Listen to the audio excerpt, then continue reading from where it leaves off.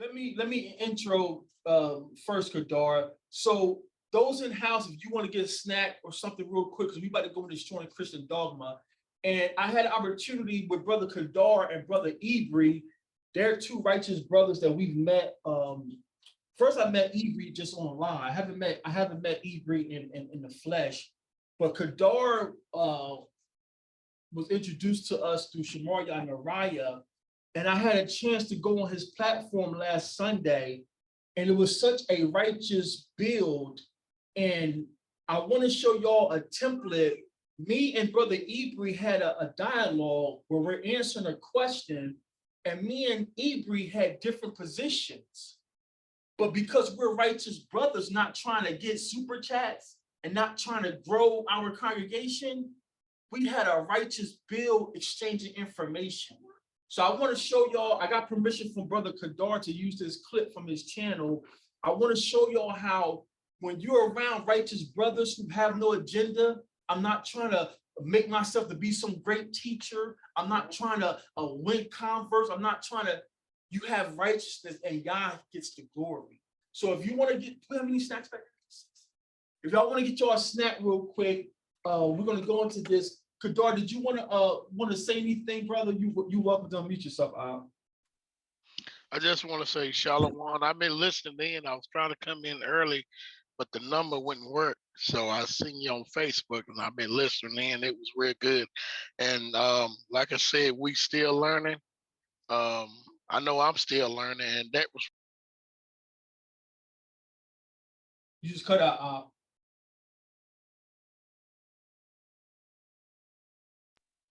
Oh, can y'all hear me? There you go. There you go. Yeah, somebody tried to call my phone. It's like it happens every time. That was a really good message on that hallelujah and how we was taught that it means that it's the highest praise and praise ye Yah and all this. That right there was really good. Like I'm gonna try to share this video because a lot of us don't even understand and not know that you can't find it in the word, but we use that.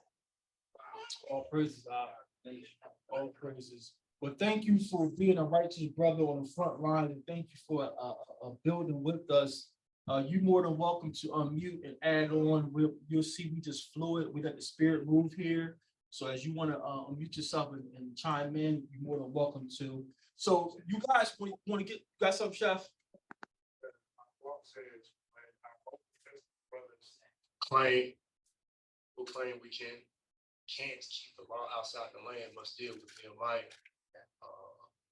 Chapter 1, 8 through 11, and Ezekiel 11, 16 through 18.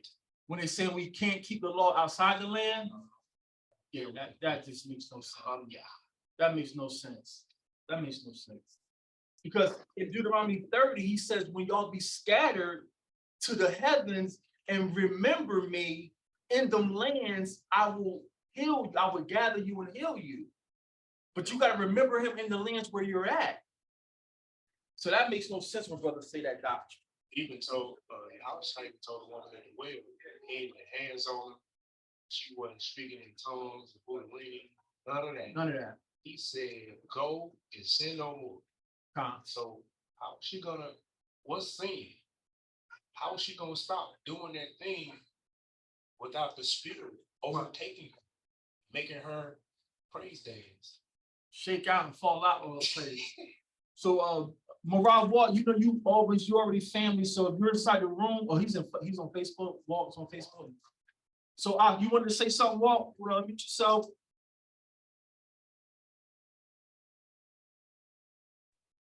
Shalom family, I'm good. I just wanted to just interject that when I heard the brother mention Old Testament, he had an engagement with Old Testament individuals. I said, you know what? Let me just give him a couple of bullets for the clip to ask them next time he engages with him. That's all. I'm so glad you just said that, Walt, because I put on Facebook this morning and my spirit was vexed. I'm always fighting these demons that's got these Christians going. And I put clip up or shut up. And I know they're gonna be like, man, they talk about shooting people. But I just, now we're gonna go both ways eventually. But right now, I'm talking about what Morvan Walt just said. We're loading our spiritual clips with these precepts to reach people. So that's what we're telling these Christians: clip up or shut up. Show me something I can read. I don't want you exegeting, eisegeting, and all that Greek crap you learn in cemetery school. Clip up or shut up. Go ahead, Gerald. The water, yeah. I just wanted to say, just a reference again to the SELAH, yeah, because it sparked something in my mind, and I just want to commend Torah Group as a whole, and how the Ruach is drawing the right spirit people to fellowship in this amidst this this assembly. And the reason why I say that is because you know, Mariah, you do a good job with every time, you know, your intro, we joke and clown you a little bit behind the scenes. You know how you always say, you know, whether your dialect is, you know, you say Yahawashai, Yahusha, you know, whatever, as long as you don't say the J word, you know, you all welcome, family. You know, and you do that, and this it's because you creating the environment to invite everybody, understanding that we're all at different walks and we're all at different processes of this awakening. But I do see how, you know, the occurrence of this assembly, how everybody, you know, when something is brought out and you break down, like with the Sharash Ibar stuff, and you break down something, the spirit caused the Ruach caused the whole assembly to adjust. And that's something that's always stood out to me, and I appreciate it about y'all, because at one point it was hallelujah with the emphasis on the Yah. You know, that's what a lot of people do in the awakening, you know. But now, you know, I hear, you know, the halawa Yah, you know, and the Yahweh Shai, you know, you heard everybody is on the card when it come to this assembly. And you know, periodically when we come on, you know, as far as like me, Brandon, you know, Reggie, as far as like our walk, you know, as far as the people and I can't really speak for Reggie because I don't know, I haven't heard him refer to it that much in this circle. But I know with me, jumping from assembly to assembly, fellowshipping with different people, sometimes I say Yahusha, even though I've already came to the understanding of why Yahweh Shai is more proper. You know, it's like, but just being like we talked about last week, kind of being in different fields and being watered by different fields, by different leaders, so to speak, you tend to pick up different things, and it's not really in the cod when you think about it. And it just goes to show why it's important to, you know, get within the assembly and make sure you're not watered by you know, a whole lot of different seeds and a whole lot of different teachings, because it can be confusion, it can be conflicting. So I say all that, this is my soapbox, but I say all that just to say, man, I appreciate the kindness of the Torah group, and I appreciate the humbleness and the willingness to adjust. As you guys learn, you guys make the adjustments. And it's not like, no, this is what it was from the beginning since we established, so this is what we gonna stick with. Because that's the spirit with a lot of assemblies that I find, and that's not the case. So all praises to Torah Group. May the Ruach continue to flow with the group. We give all honor and glory to the Most High. It's not about me. It's not about this group. It's about our nation. That's why we came up. You guys got to get shirt pictures. I started wearing my hoodie. I should have wore my hoodie today. You brothers got to get pictures. It's about the nation, and we want Abraham and Moshe to be our examples. Abraham was a warrior. Abraham was not a punk. He was not a coward at all. When they took his nephew, Abraham said, "Mount up." But Abraham walked with Abba. He always prayed for people. When he told Abba, if I could find, what did he start with, 50 righteous men? All the way down to 5. So we're trying to use Abraham and even Masha, when Joshua, a young 20-something-year-old full of testosterone, saying, "Hey, Masha, he in there prophesying in camp. You want me to go shut him down?" Masha said, "No, I wish that all Israel would prophesy." So those are our leaders, and I thank the Most High for being with us. Sister Corinne's been with us since we was in the apartment, and she can be my witness. I said in the apartment, we are going to be an organic assembly. As we learn, we're going to implement it. Y'all come in with some history, and we can verify that history. We're going to do our best to implement that history. So I thank the Most High for his faithfulness. So we're going into Destroying Christian Dogma, part 11. And what we're bringing out is that what they've been giving us as Bible, as the Word of God, is actually Frankenstein Bibles. And we have witnesses to prove it. So this is D.C.D, Destroying Christian Dogma, part 11. And let's play the intro.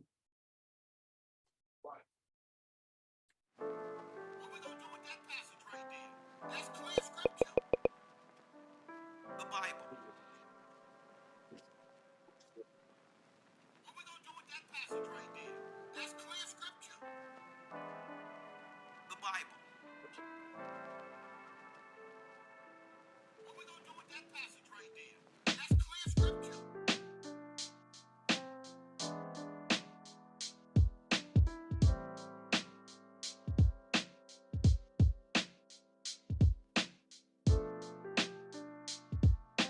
Ashes to ashes and dust to dust. I keep the law of Yah, because in Christ I trust.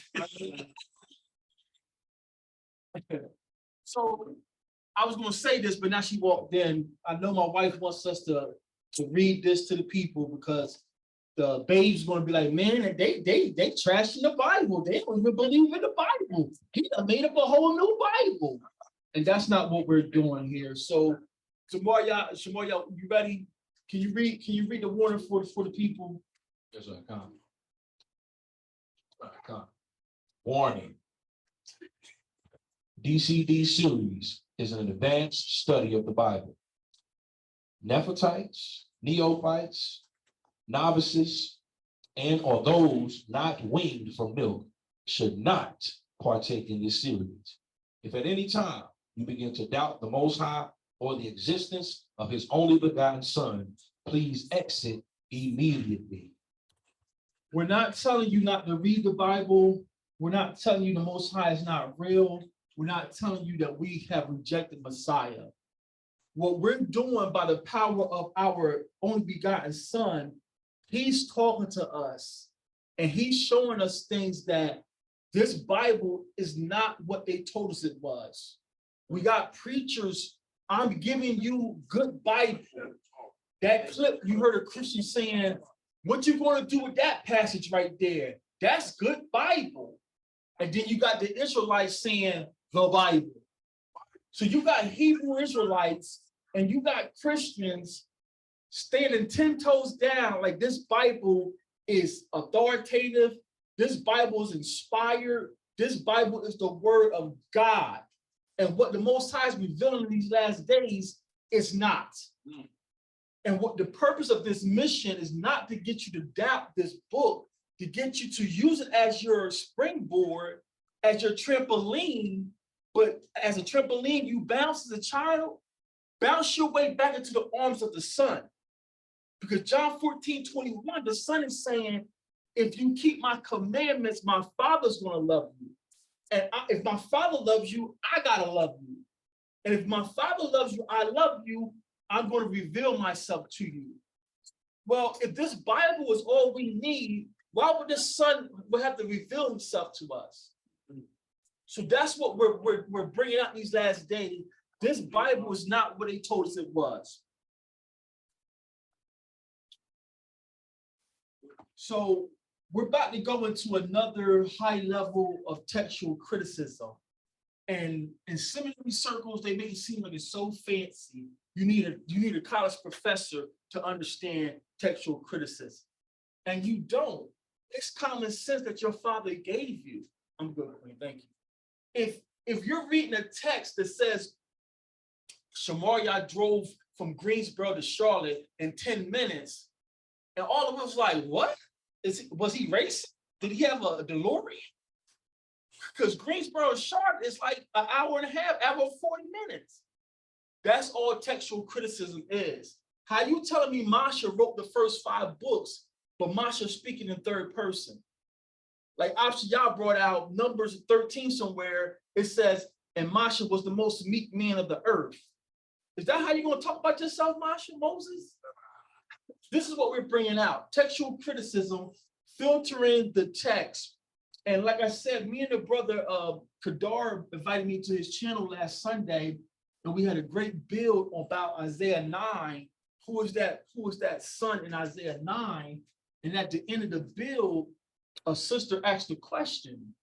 And me and Ibri answered the question, but we answered the question with different positions. And it was done so righteously.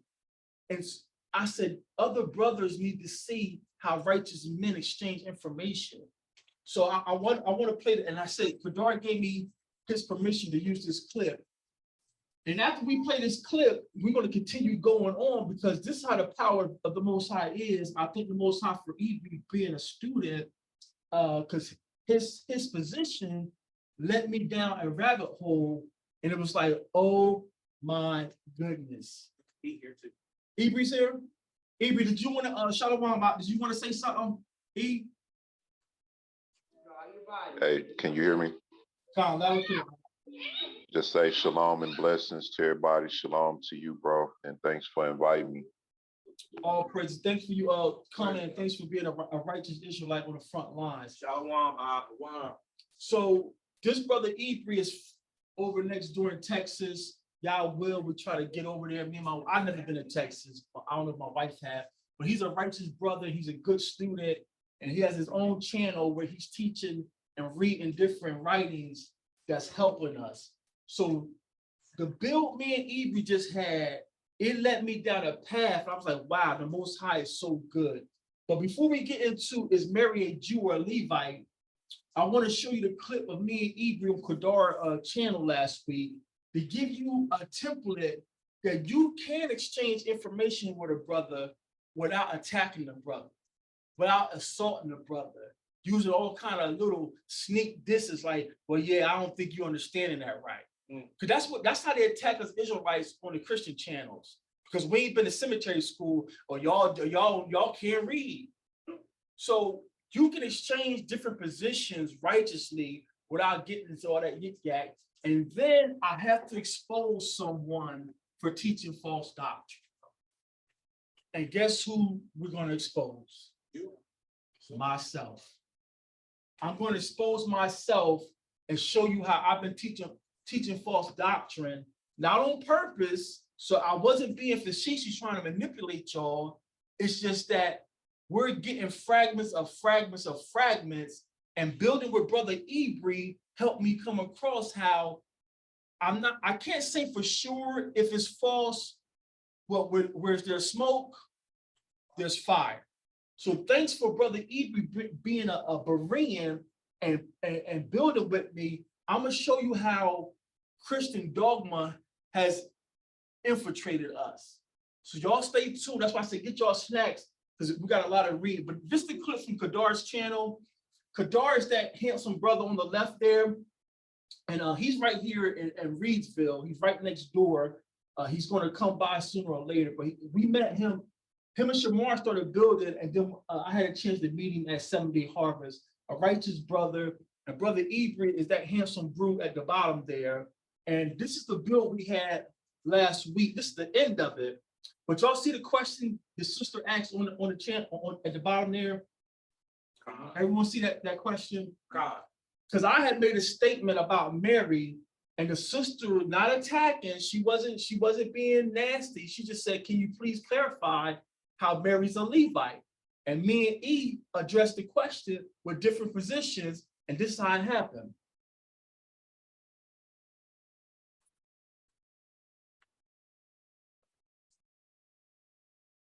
Stop spinning.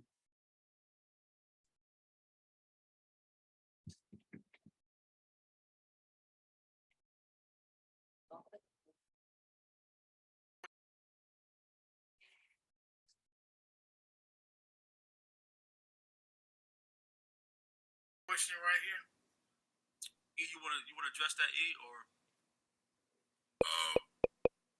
I don't, based on the information that I do have, Mary comes from the line of Judah, based on the information I have.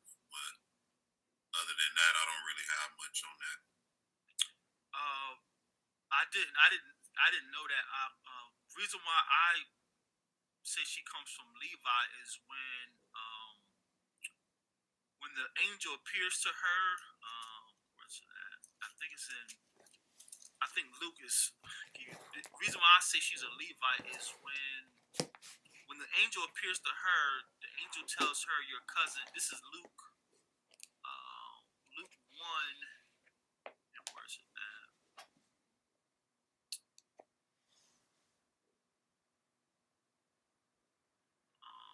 Where he says your cousin.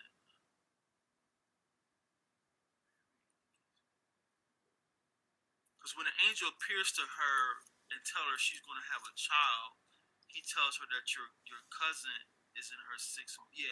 So this is Luke 1. Luke 1, and I started at 35 for the sister. Luke 1 and 35 says, and the angel answered and said unto her, the Ruach HaKodesh, or the Holy Spirit, shall come upon thee, and the power of the highest shall overshadow thee. Therefore also that holy thing which shall be born of thee shall be called Son of Yah, or Son of God. Verse 36, and behold thy cousin Elizabeth, she has also conceived a son in her old age. So unless we have concrete information that this passage is corrupt, the angel who works for the Most High just called Elizabeth Mary's cousin. And we know Mary is Salakia, we know Elizabeth is a true Levite, because when we go to Luke 2, it says that Zechariah is a Levite of Abiah's course. That means he's a righteous, legitimate Levi, and he's keeping law. He can only marry a Levite. So Elizabeth and Zechariah are true Levites, and this angel called Elizabeth Mary's cousin. So either this text is tainted, or the angel got bad information. So that's why I would say Mary's a Levite. It's not bad information. I think the Judahs, Levi, and all the tribes are related. Okay. So we could use that concept across the board. Yeah, that's a good point. And my thing is, when you deal with the history of Mary, one of the questions that I had, even when dealing with the virgin birth, is who were Mary's parents? Who was her mother and father? And nobody could really answer that according to the Bible, and that's because they removed that information. But when you look at some of the other gospels, you look at the Gospel of James, for instance, it'll tell you that her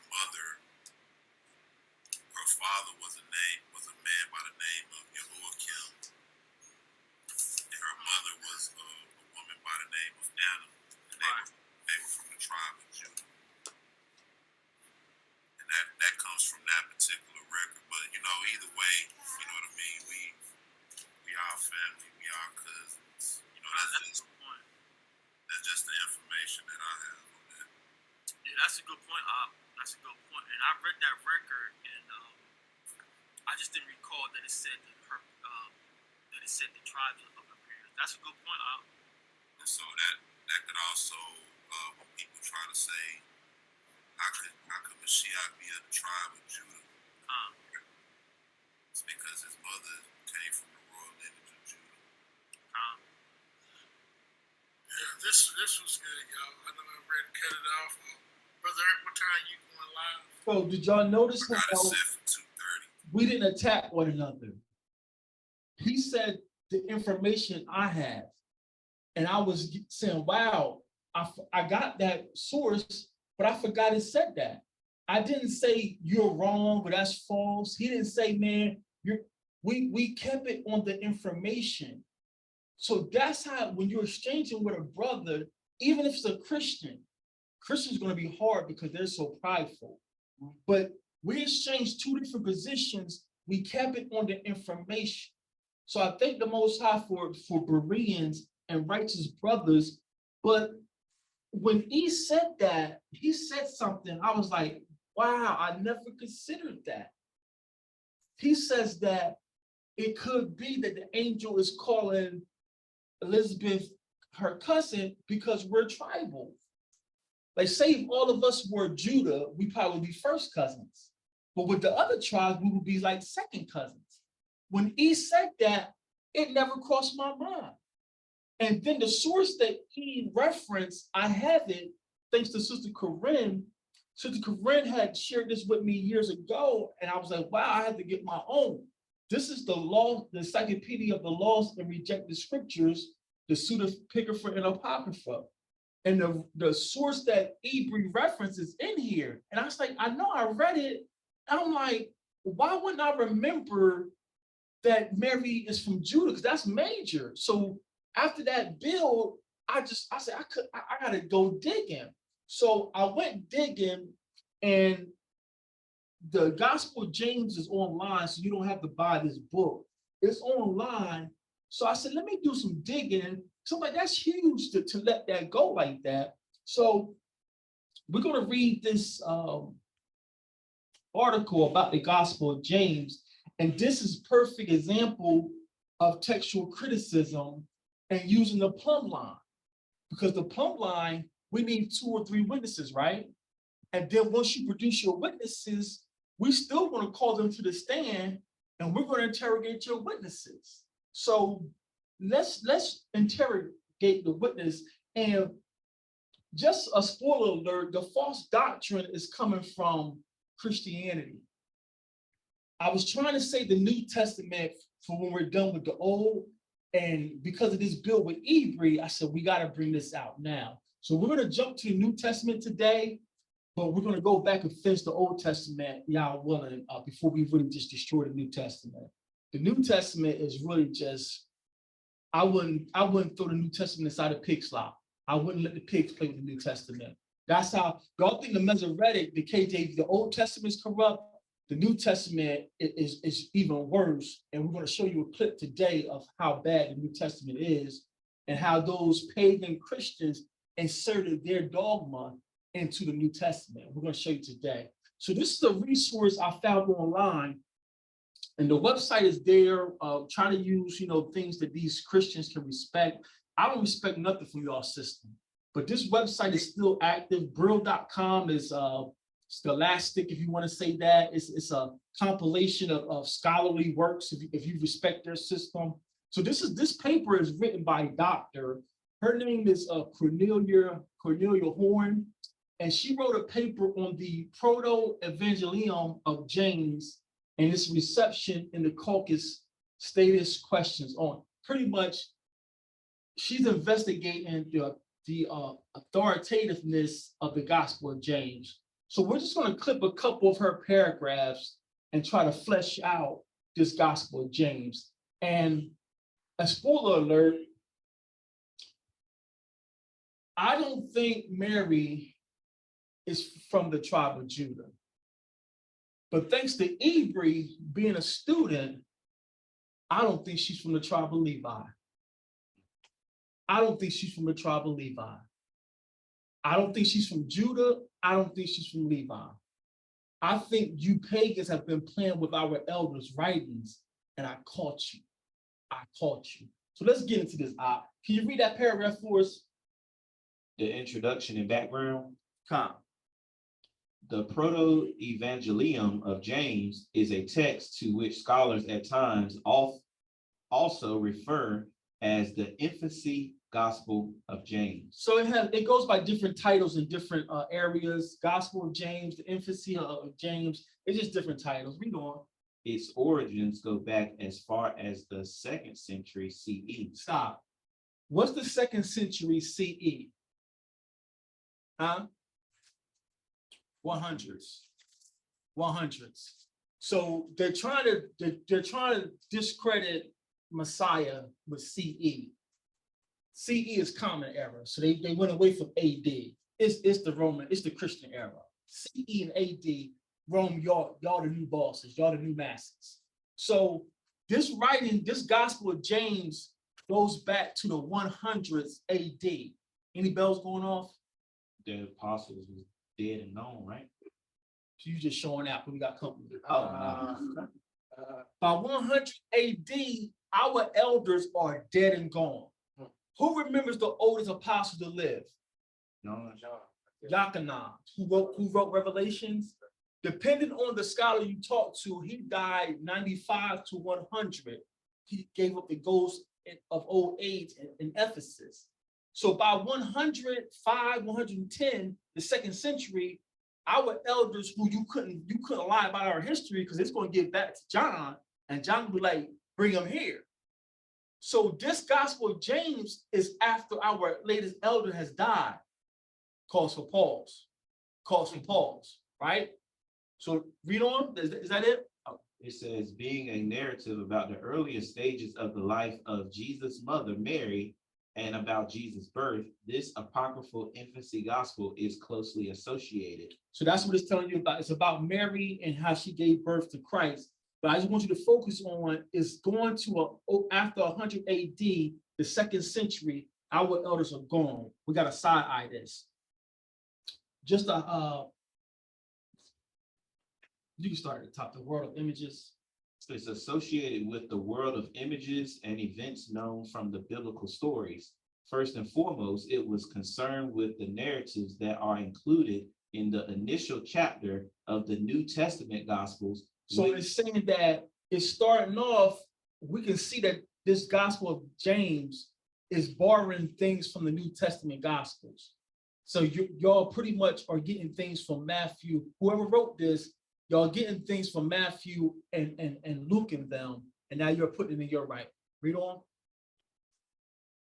Which it retold and rewrote and supplemented as deemed necessary, helpful, and advisable.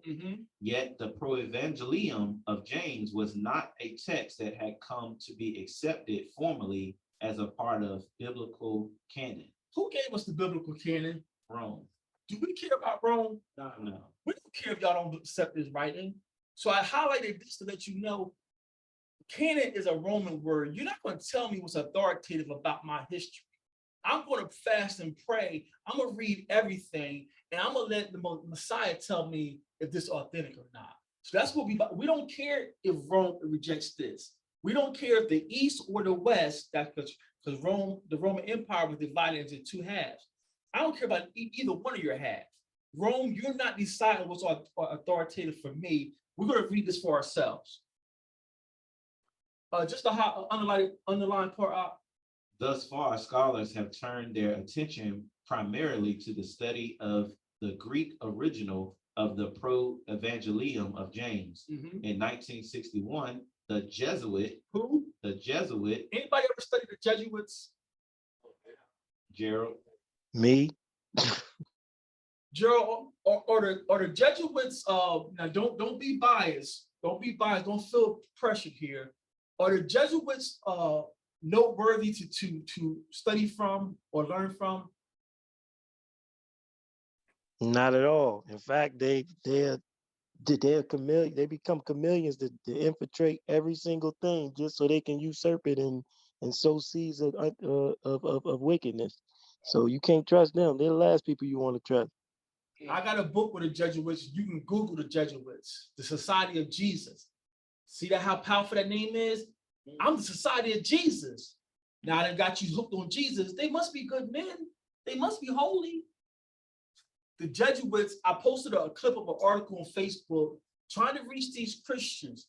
It says by 1733 or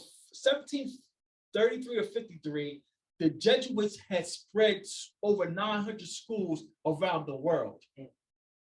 That's why I told y'all, look up all the schools y'all went to. Anybody still paying on their student loans? I ain't paying.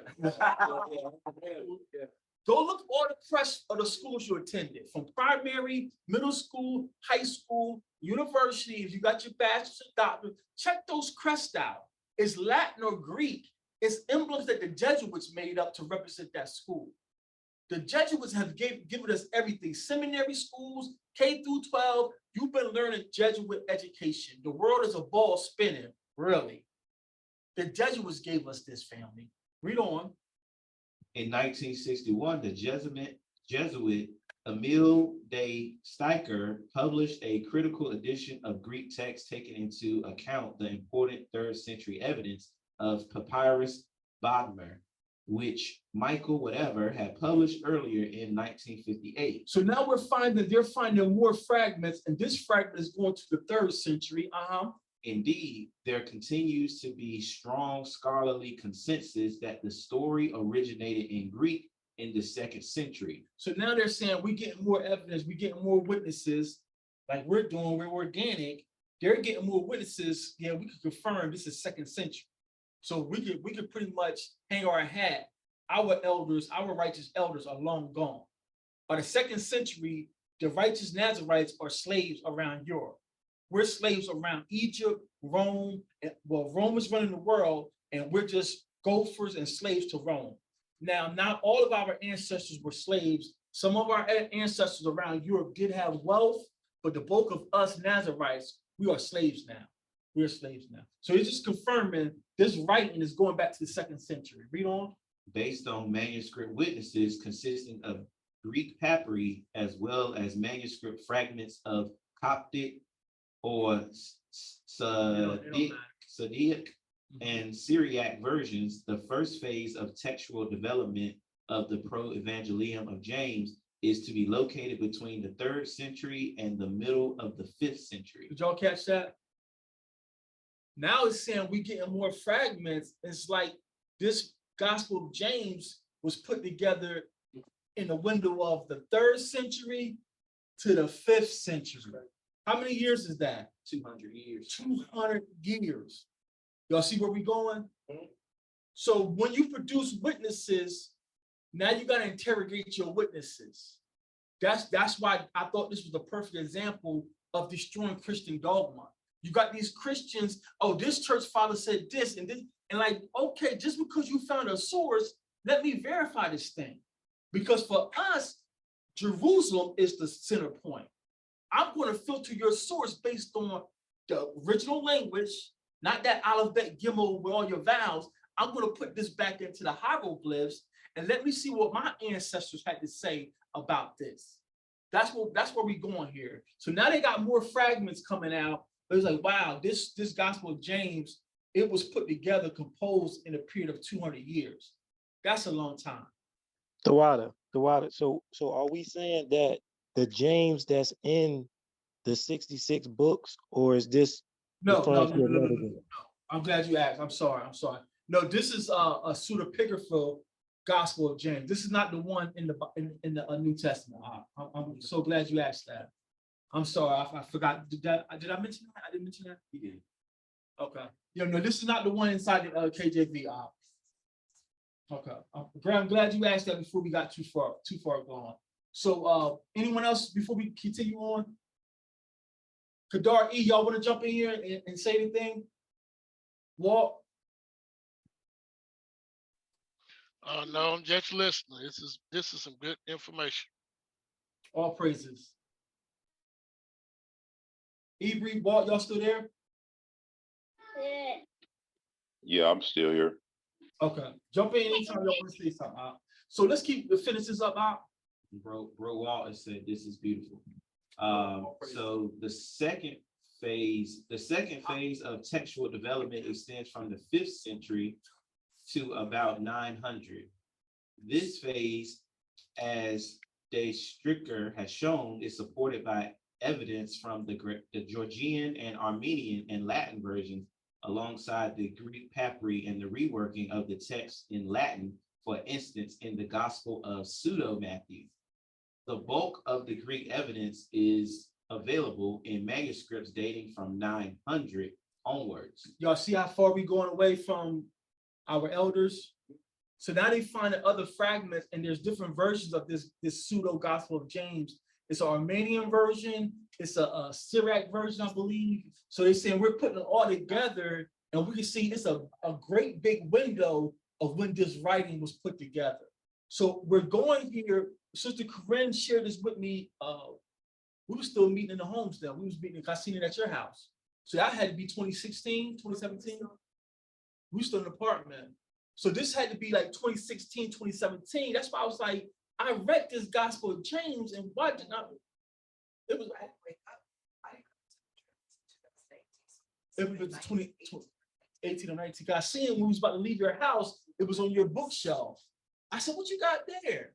And you said, yeah, you could take it. So it had to be 2018, 2019 then. So I read this Gospel of James, and when he sat there, I'm like, why don't I remember it saying Mary was from Judah? So I was like, let's keep digging here. So now that these pagan doctors, these are not Hebrew Israelites trying to be somebody. These are not Negroes. These are good European doctors who went to good European schools. Your schools over here in America that you paid all them loans for is garbage to these people. These people go to the original universities in Europe, Harvard, even Harvard is garbage to these people. These people are going to Cambridge, Oxford, and they're saying we're putting together these fragments, and this proto Gospel of James, it's like it's been put together over the years. So when you find you a source, when you get a witness, keep interrogating that witness. Don't let that witness off the stand like that. And you said you bought the bottle of beer at 9 o'clock. I got you now. I got you messed up now. Y'all catch that? I'm not. They closed. Huh? I'm just trying to lighten the mood. But that's how when you find something, keep digging. Because you got these Christians too throwing up sources in people's faces on their channels. It's like when you go get that source, it's like, A, you just butchered that source. B, the source is coming from a Khazar. So that's why I thought this was the perfect example of destroying Christian dogma, to let you know we're deep behind enemy lines. We're going to keep going. We're going to keep going. Hey, So, go ahead, Abe. Can I make one point? That's one thing that I really considered as well before I start using some of these records. There's a prologue to the Gospel of Nicodemus, because a lot of people question these Gospels. The prologue lets you know, and even within these texts, if you examine them all the way through, you'll pick up certain hints as to why some of these texts are considered valid. Me, myself, personally, I don't really see a lot of Christians using these sources. A lot of times I'll reference a source like this to a Christian, and they'll question it and talk about the validity of it.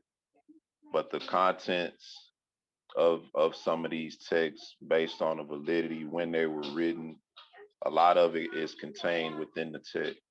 So I just wanted to mention that real quick. All praises, and you're absolutely right. Just to give you a preview, what these pagan Christians, not the Nazarites, you and I are Nazarites, and even saying that is pagan. I'm trying to be organized here. I'm gonna give you all the sources eventually, but calling yourself after the man whose doctrine you follow, that's pagan. Europeans did that. Paul and none of them called themselves Nazarites, because they wasn't they were Israelites coming back to their covenant and accepting Yahweh Shai as our Messiah. So even calling ourselves Nazarites is pagan, but we got to use terms people can understand. So what he said is valid. These real pagan Christians, even the writings y'all found, if it has something valid in, y'all would take it and throw a bunch of cocky mammy stuff on it. And now someone like me's like, can I accept this or not? That's why we got to fast and pray, so we can extract what's true and what's false. That makes sense?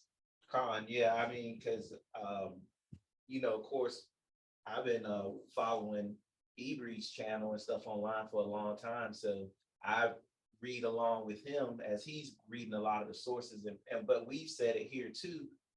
Pretty much you have to fast and pray, but when you're reading, what he's saying is it'll be some truths mixed in there. And just like the book of Adam and Eve, a lot of things you'll see prophecies that relate to the Messiah. You'll see this makes sense. This is going along with other witnesses having multiple sources, but then you'll see things where it's like somebody just made up something to finish the book or to finish the chapter. I think that gives a more complete picture of what we're trying to say. You're not necessarily saying throw the whole book away, but a lot of the information, it just takes a deeper dive to figure out if it's valid or not. Same Right. thing, same thing we're doing with the Bible. That's why I thought this was the perfect segment to start with. We're doing the same thing with the Bible. We're telling people everything in that Bible is not right and exact. But your Bible thumping me, grace, grace, grace. Yeah, I know God ain't done with Israel. And no, I don't believe the fish people are Israel, but I know y'all ain't Israel. Based on what? But that's why I thought this was the perfect example for y'all to apply textual criticism. Somebody got something? So Gerald and then Avery. Yeah. Is that why would you like, so when Paul was addressing like how they try to follow the nations, or what I belong to Apollos and I belong to this person and I belong to that person, he was checking them, telling them, no, like you don't follow no man, you don't belong to no man, you belong to Christ, you belong to the Most High. Like would you say he was addressing that type of spirit and that type of mindset that they was picking up from the nations at that time? Absolutely. That's in the text, Gerald, about when he said endless genealogies. That's what he was referring to, as far as, because being mixed with the Greek culture, they would try to start coming up and saying, I go back to Zeus, I go back to Jupiter. But he couldn't have been talking about us, talking about I come from the line of Judah, because that's what our people did the whole time. Like, you would trace the Levite's father back to Aaron or Eleazar to know what stock they come from. So yeah, that Greek, the Zeus, the Roman gods, the Greek gods, that's what naming yourself was saying after someone. I believe that is very true. And to give you an even stronger witness, Gerald, you'll get people coming closer to, our time. I'm a Neoplatonist. It's Platonic. So some of these Christian editors, they were into Stoicism. You was a Platonist. Calling yourself after the man's philosophy that you follow is pagan. We are not Christians. We are not Nazarites. We are Israelites of the seed of Jacob who accept Messiah as our Redeemer. But that's jumping ahead. Avery, then Walt. No, I just want to build on the point that the brother was speaking about, using that same criticism with the Bible itself. And that's why, me personally, that's why I'm open to different sources, because I know that our record's been tampered with, information has been held back. You know what I'm saying? A lot of things they don't want us to know. And they've concocted this book in a way to keep us mentally backed up. They talk about the slave Bible in the past. I consider the 66 books of today still the slave Bible, me personally. Because they use it for the same purpose that they used it for back then. So that's why I'm like, with me, I can't be stopped when it comes to certain records. I'm gonna find out what's in it before I discredit it, And like the brother say, a lot of these records have a lot of things that's accurate. Some things were subject to mistranslation, but that's all across the board. But that's all I wanted to say. Excellent point, bro. All praises. Someone else has something else? Bro, Walt, Avery, Bro, Walt. Thank you. Water rather. I was going to comment, because of what you were saying about the endless genealogies, it struck a nerve to something I had thought about before. I did a little study on the Pharisees, and come to find out the Pharisees derived their name, even though, of course, we're saying it in English, and I can't remember what it is off the top in the Hebrew, but they derive it from Phineas, who was Aaron's grandson, who was zealous for what happened. And so they are supposed to be like an offshoot or a group that are supposedly standing in the zealous mindset of what Phineas, Aaron's grandson, did when he shot that spear through one of our ancestors with one of the pagan women. I forgot what it was. This is like Numbers 25. But when you said that endless genealogy idea, I was like, oh, that's how these people rolled back then. They linked themselves I can't even get the word out. But ultimately, they locked themselves up in a mindset that are ancestors, and they align themselves with that name. So I appreciate that insight that you brought out with this. I'm hoping that you capture or save this as part of the replay so we can hear this again. All praises. Like Shemaria said, it's our culture. If you were traveling up and down Jerusalem and you came into a city and you said, "Hey, brother, can I turn in to your house tonight?" I'm going to ask you, "Hey, what stock are you?" And I'm going to listen to you and verify. And if you don't say a name I recognize, I may trust you, or I may start calling other ox around this neighborhood. "Hey, we got an ox from so-and-so, said he's so-and-so's grandson. Do y'all know about him?" When you go to the book of Tobit and Tobit is traveling, he goes back to the city, he finds his wife. The old man says, "Hey, do you know so-and-so?" Because he went to Nivea. And Tobit says, "That's my dad." The old man started crying, says, "That's my cousin," or something. So endless genealogies is what, like Shemaiah is saying, is not what we do. Paul wasn't telling people, forget about Abraham and Isaac and Jacob.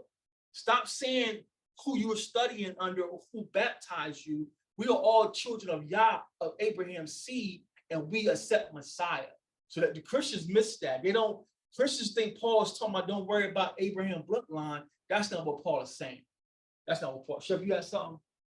Just a witness to what you're saying. I can remember my grandmother, if we were playing with somebody, if one of my cousins told, "They ain't like such and such over there," they'll come over to the house, and first thing Granny will say is, "Who your people?" Mm-hmm. Certain things are innate in us and gets passed down word of mouth. Even in this other culture, in Babylon, we still move a certain way. So we did our best to remain holy and remember what our ancestors were teaching us. But Randy would all the time, "Who your people? Who did you stop?" "Oh yeah, okay, she good. You can talk to her," or "That's your cousin, bro." So And I'll say this before we move on. That's why they started breaking up the tribes on the ships, because the tribes could talk to each other. We would ask, "What tribe are you?" So when the slave masters, the colonizers recognized that, let's break these tribes up, send him to over here where he don't know their language. So just this is a sidebar. The point I'm bringing home here, like I told y'all before, even with the Apocrypha, when I first came in, I was so conflicted about reading that red book because I grew up in old school Christianity. I remember seeing those books, it's like, that's witchcraft. And I remember the Most High, clear as day, like, "Son, read it. If it's garbage, I'm going to show it to you." So the point we're bringing out, we read everything, fast and pray, Messiah tell you if it's authentic or not, or you will build your witnesses up. Remember, the plumb line takes away your emotions. If you find a reading you really like, do you have enough witnesses to say this is a valid? That's why that plumb line puts everybody on an even playing field. I'm gonna verify your writings against the plumb line. So great points. Thanks for all the input. Let's keep going, right? Let's just read the highlight. Oh, we gotta start at the top. Whatever date. You tired out? You good? All right. Whatever the date of Sinai. This the fragment he's referring to. So they call that fragment Sinai Syriac 16. Okay. Whatever the date of Sinai Syriac 16, it seems likely that the tradition it preserves concerning Mary's ancestry and Christ's Levitical priesthood has much earlier roots. An interest in the latter half of the 4th century can clearly be seen in the commentary on the Diatessaron, 25 through 26, where the Syriac text provides objections to Mary's Levitical ancestry, while the Armenian translation promotes it. The tradition of Christ's Levitical priesthood, whether it be transmitted through Mary or through John the Baptist or through Simon, is most likely to have a Judeo-Christian origin. And this means that the wording preserved by Dionysius Bar Salabi, that the kingdom of David and the priesthood of Levi were to receive fulfillment, will represent this tradition more correctly than does the extract of the Sinai Syriac 16, which speaks of the Old Testament kingship and priesthood as being rendered ineffective in Christ, reflecting a later supersessionist attitude. What is supersessionist, family? What is that? When they pretty much replacement theology, replace the Supersessionism is replacement theology. The Hebrew's been replaced with the New Testament church. So what we're getting at, you got these church fathers chopping and screwing our writings, injecting their theology to fit their new Christian religion. So now you're all in the Israelite Kool-Aid and don't know the flavor. How is Messiah a priest if he don't come from Levi? Well, let me throw this little fiction in here to fit my doctrine. Because you're arguing with other Christians. These pagan Christians began to argue with their other pagan relatives. Why are you trying to follow that Hebrew religion, the religion of the slaves?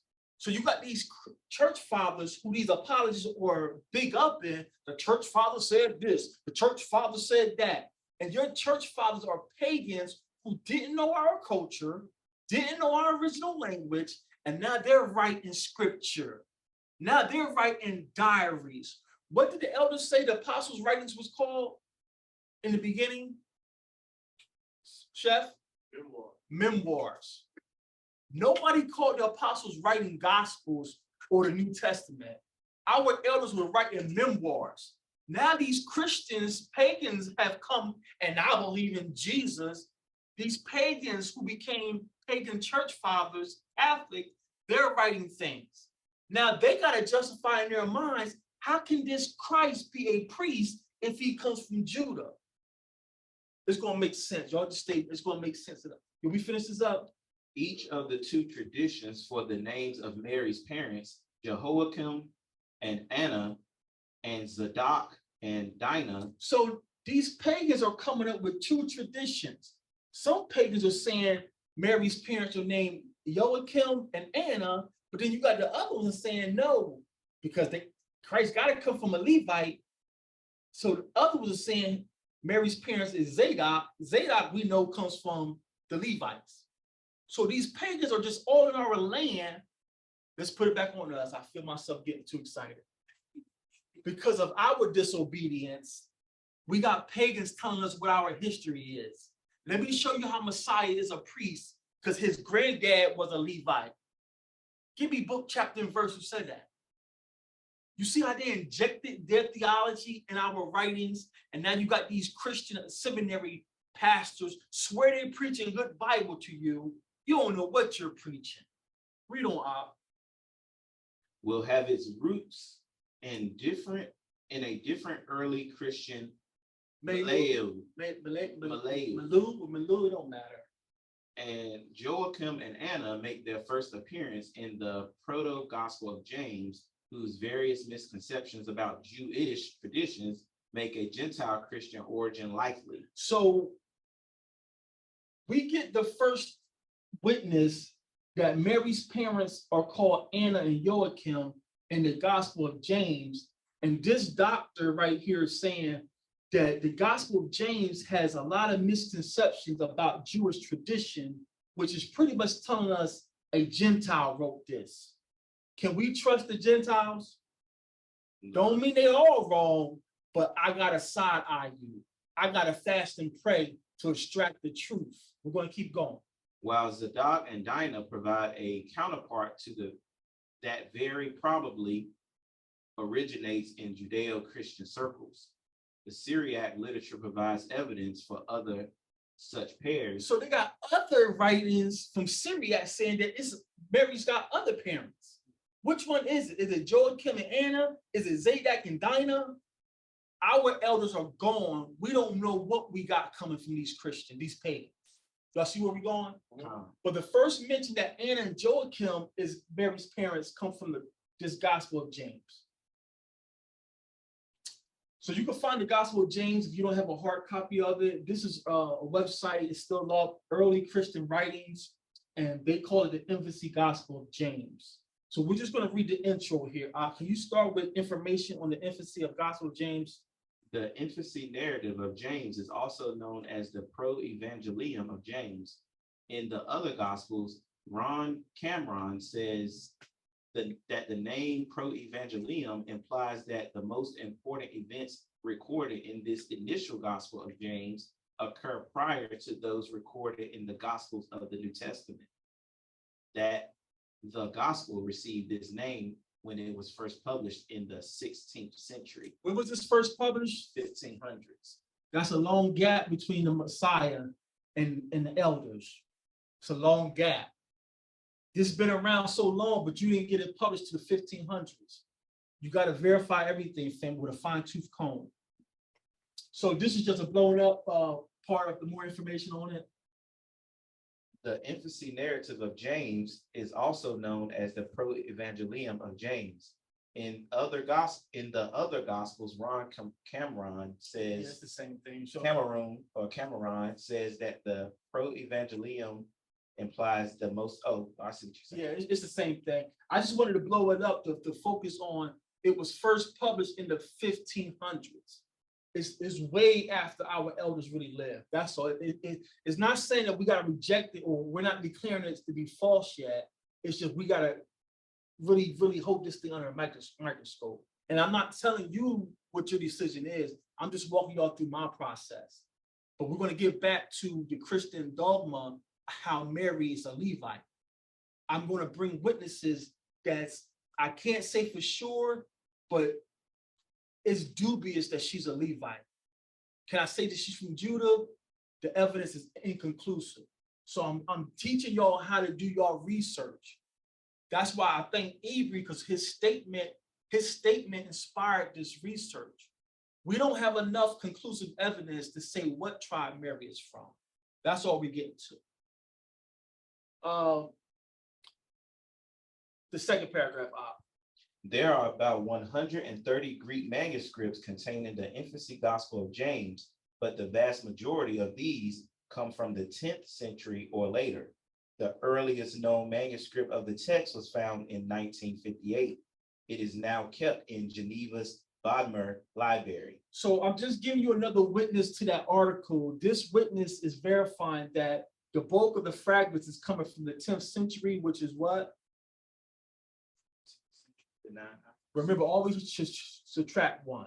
If they're saying 10th century, 10 minus 1 is 900. So this is just another witness what we read earlier. The fragments, the bulk of the fragments is coming from the 900s. John died 100. This is way out the scope of anybody living that can verify if this writing is authentic. That's all we're bringing out. Read on. Just the underlying part out. It says the manuscript dates to the 3rd century. So all I was doing here is giving you another witness that whoever this doctor is, giving this intro, he's supporting or agreeing with that other source that is dating back to the 3rd century. That's all I'm doing here is giving you more witnesses. That's all. And now we're going to give you the first chapter of the Gospel of James. This is the first chapter. Can you read out? In the good? Yeah, it's just slow, changing over. And plus I bring the computer, I think Chef got one, but so people, it's hard for them to see trying to read it off the screen. So y'all need the lights out? Y'all, can you see? In the histories of the 12 tribes of Israel, Jehoiakim was an extremely rich man. He always brought a double offering to Yahweh, telling himself, my offering for all the people is from my surplus, and my own offering to Yahweh Elohim is for forgiveness to atone for my sins. Verse 4, as the great day of Yahweh was drawing near to the children of Yashar'Allah, and the children of Yashar'Allah were bringing their offerings, however, Rubel stood in his way, saying, you cannot offer your gifts first because you have not conceived a child in Yashar'Allah. Verse 6, and Joachim became extremely frustrated and went away to the history of the 12 tribes of his people, saying to himself, I will look in the history of the 12 tribes of Yashar'Allah and see whether I am the only one who has not conceived a child in Yashar'Allah. Is he the only one? Plenty of people, right?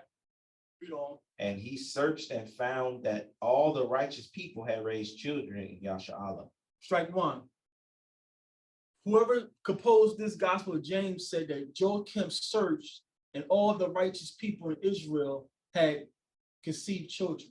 Is that true? No. Strike one. Read on. And he reminded himself about the patriarch Abraham, and that Yahweh Elohim gave his son Isaac to him in his last days. Then Jehoiakim was extremely frustrated and did not appear to his wife, but gave himself to the desert and pitched his tent there. He fasted for 40 days and 40 nights. All the while Joachim was saying to himself, I will not go down for food or drink until Yahweh Elohim visits me. Prayer will be my food and drink. Chapter 2. Then his wife Anna mourned and longed, A minute. and I lament that I am a widow, and I lament that I am childless. When the great day of Yahweh was drawing near, her servant Juthain said to her, how long are you going to humble yourself? Do you not see that the great day of Yahweh is approaching? You are not allowed to mourn. Take this headband, which the leader of the activity gave me. I am not allowed to tie it because I am your slave, and it has a royal mark. So this is not a red herring, but Anna's servant is saying the day of the Lord is coming. What is she referring to? What day is coming? Shabbat's coming. Shabbat, you're not allowed to mourn or fast because it's a feast day. So her slave or her servant is telling her, I got this mitri, I got this diadem, but I can't wear it because it got a royal mark on it. So even though I don't have no witnesses, just knowing the culture, why would an Israelite give you something with a royal mark on it? Are we allowed to have our brothers and sisters in servitude? If we do, even if it's a Hebrew, you got to release them after 6 years. So why would one of our elders give you a diadem, a mitri with a royal mark on it if you're a slave, if you're a servant? Strike two.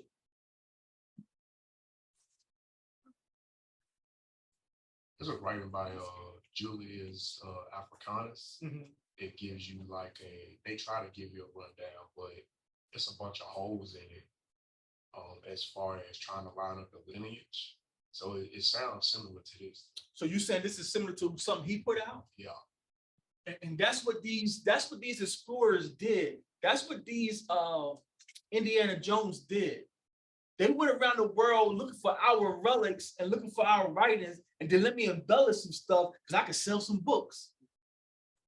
Like I said, we fast and pray because if it's coming from a Gentile, why are you interested in this? Because if you truly understand the repercussion of this, you know I rise. I rise. So why are you so interested in putting this out about my nation? That's why we got to filter everything. If you out for profit, you wrote this for profit. That's what we're bringing out. Read on. So now Anna's servant is telling her, pick yourself up, put this diadem on. Read on. You read that? Yeah. Chapter 4. Yeah. It says, suddenly the angel of Yahweh stood in the front of her, saying, Anna, Anna, Yahweh Elohim has heard your prayer. You will conceive and give birth to, and your child will be spoken of everywhere people live. And Anna said, as Yahweh Elohim lives, whether I give birth to either male or female, to either a male or female child, I will bring it as an offering to Yahweh my Elohim, and it will be a servant to him all the days of its life. What is this a rerun of? Like Samuel. So that's why these theologians who are getting these fragments saying whoever composed this, they're putting this together with different histories of the Old Testament, things from Matthew and Mark, and they're getting this together over a period. This is obviously, even though I'm not telling you where to lean because I'm not done presenting everything, I'm just showing you how You build your witnesses, and then you decide where you're going to lean at. Remember, you let no one decide for you anymore. You built your own witnesses. You fast and pray, see where you lean at. But this right here, I'm going to dedicate my child to the Most High, is definitely a mirror of what's her name? Anna? Her name wasn't Anna, was it? Hannah. It was Hannah. Thank you, sis. So let's read some more of this. Next, to Malachiam came, saying to her, look, your husband Joachim is coming with his flocks. For the angel of Yahweh had gone down to Joachim, saying, Joachim, Joachim, Yahweh Elohim has heard your prayer. Go down from here. Look, your wife Anna has conceived in her womb. Immediately Joachim. Y'all catch that? No, it doesn't mention them coming together. Because earlier it said that Joachim had went up in the mountain and fasted how long? 40 days and 40 nights. Now the angels are sending him back down, telling him that your wife conceived. Was it from an old episode y'all had before you went in the mountains? You see how you got to build your own witnesses. I'm not deciding for you. I'm just giving y'all a template, and this is how you do the whole Bible. Build your witnesses based on the culture, based on the prophecies. But this right here to me is dubious. Joachim was just on the mountain for 40 days and 40 nights, you said earlier. Now you're saying he's coming down, Anna's running to him, and the angel's telling him she's conceived. How, Sway? You see how you vet everything. I'm not deciding for you, I'm just pulling the witnesses out. Keep going. Immediately Joachim went down and called the shepherds, telling them, bring 10 lambs without spot or blemish here to me. The 10 lambs will be for Yahweh Elohim. Bring 12 tender calves. The 12 calves will be for the priest. And the child grew strong day by day. And when she was 6 months, her mother sat her on the ground to try whether she could stand. And she walked 7 steps and came into her bosom. And she snatched her up, saying, as Yahweh Elohim liveth, thou shalt not walk on this earth until I bring thee into the temple of Yahweh. Mm-hmm. And she made a sanctuary in her bedchamber and allowed nothing common or unclean to pass through her. And she called the undefiled daughters of the Hebrews, and they led her astray. I don't even know what that means, but let's keep going. And when she was a year old, Joachim made a great feast and invited the priests and the scribes and the elders and all the people of Yasharallah. And Joachim brought the child to the priest, and they blessed her, saying, O Elohim of our fathers, bless this child and give her. This is talking about baby Mary. So I just skipped down, keep going. O God of our fathers, bless this child. O God of our fathers, bless this child and give her an everlasting name to be named in all generations. And all the people said, so be it, Amen. And he brought her to the chief priest, and they blessed her, saying, O Elohim Most High, look upon this child and bless her with the uttermost blessing, which shall be forever. And her mother snatched her up and took her into the sanctuary of her bedchamber and gave her the breast. And Anna made a song to Yahweh Elohim. Listen to the song. Anna is Mary. According to this text, Anna is Mary's mother. Now, Anna is dedicated. She's been blessed. She's been blessed and dedicated to the Most High. Anna is about to sing a song. Listen to the song. Saying, I will sing a song to Yahweh my Elohim, for he have looked upon me and have taken away the reproach of mine enemies. And Yahweh have given the fruit, the fruit of his righteousness, singular in its kind and richly endowed before him. Who will tell the sons of Reuben that Anna gives suck? Who's the sons of Reuben? Why is Anna saying who would tell the sons of Reuben that Anna gave suck? Because that's the tribe, according to this writing. Remember, she's barren and she's been a reproach. Now she's singing and celebrating. Who's going to tell the sons of Reuben that I gave suck? This is a misspelling. It's supposed to be Reuben. Y'all see that? So how did this writing go from she's going to celebrate to the sons of Reuben to now she's the child of David. How do we get here? Let's keep going. Y'all read it again out. From the top, For he have looked upon me. For he have looked upon me and have taken away the reproach of mine enemies. And Yahweh have given thee the fruit of his righteousness, singular in its kind and richly endowed before him. Who will tell the sons of Reuben that Anna gives suck? Hear ye 12 tribes. So we skipping down. Now this is when Joseph comes into the story. Now Joseph comes into this. Mary's a little bit older now, and here comes Joseph into the story. But remember that the song that Mary's mom sang, according to this, Anna is Mary's mom, and Anna just sung a song saying, who are the sons of Reuben who's going to tell that Anna gave suck? So textual criticism is saying that, unless y'all got another position, the way I'm reading is Anna's from the tribe of Reuben. Any other positions? Because we all see things differently. That's what we're going to stay fluid here. So let's keep reading. Now Joseph comes in the story.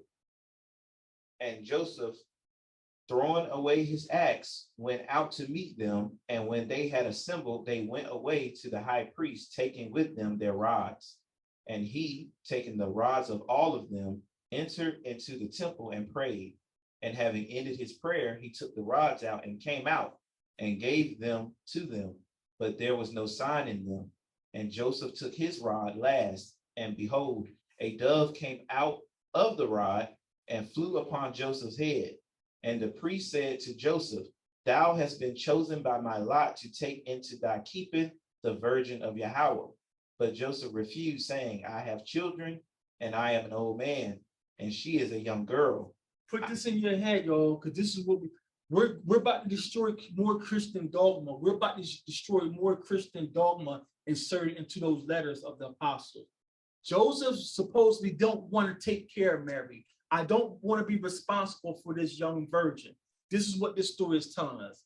Then it goes on and says, I have children already. I'm an old man. I don't want nothing to do with this young virgin. That's what this writing is telling us, right? Let's keep going. I am afraid lest I become a laughingstock to the sons of Yashar'Allah.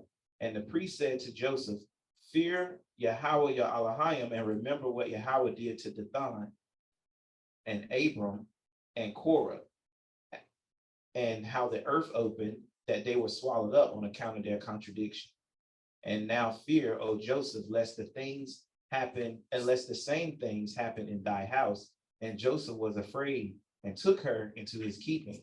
And Joseph said to Mary, behold, I have received thee from the temple of Yahweh, and now I leave thee in my house and go away to build my buildings, and I shall come to thee.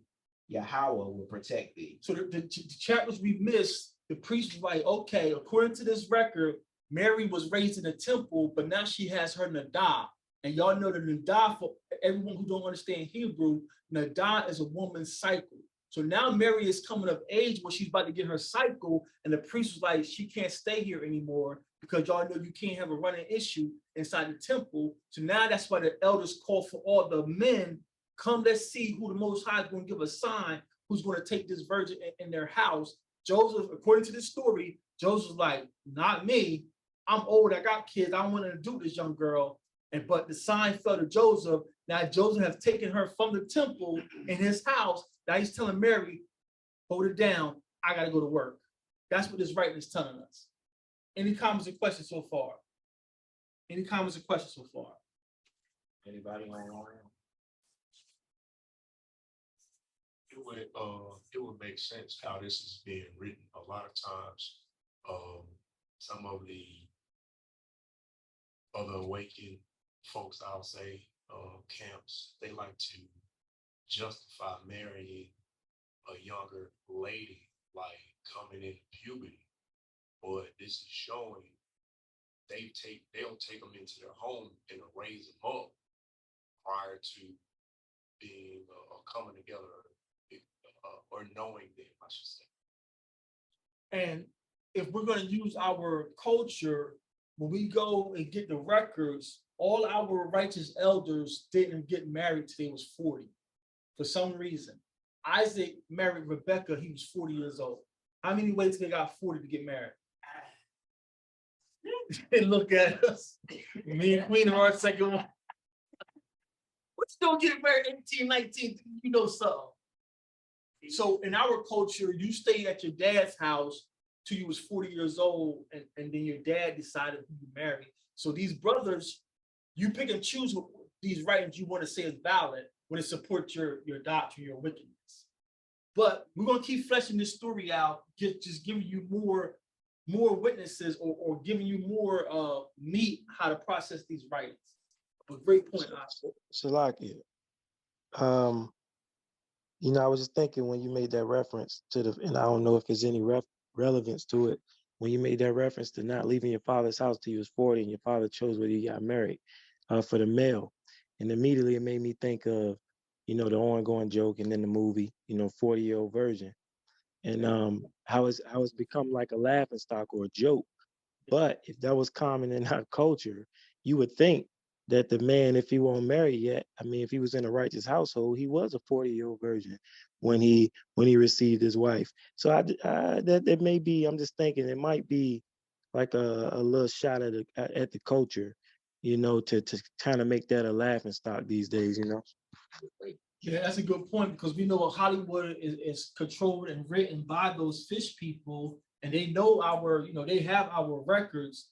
But and then again, to your point, Gerald, remember 100 in our culture is a baby. Before sin kept multiplying, we was living to 200, 300. So 40, you still wet behind the ear, boy.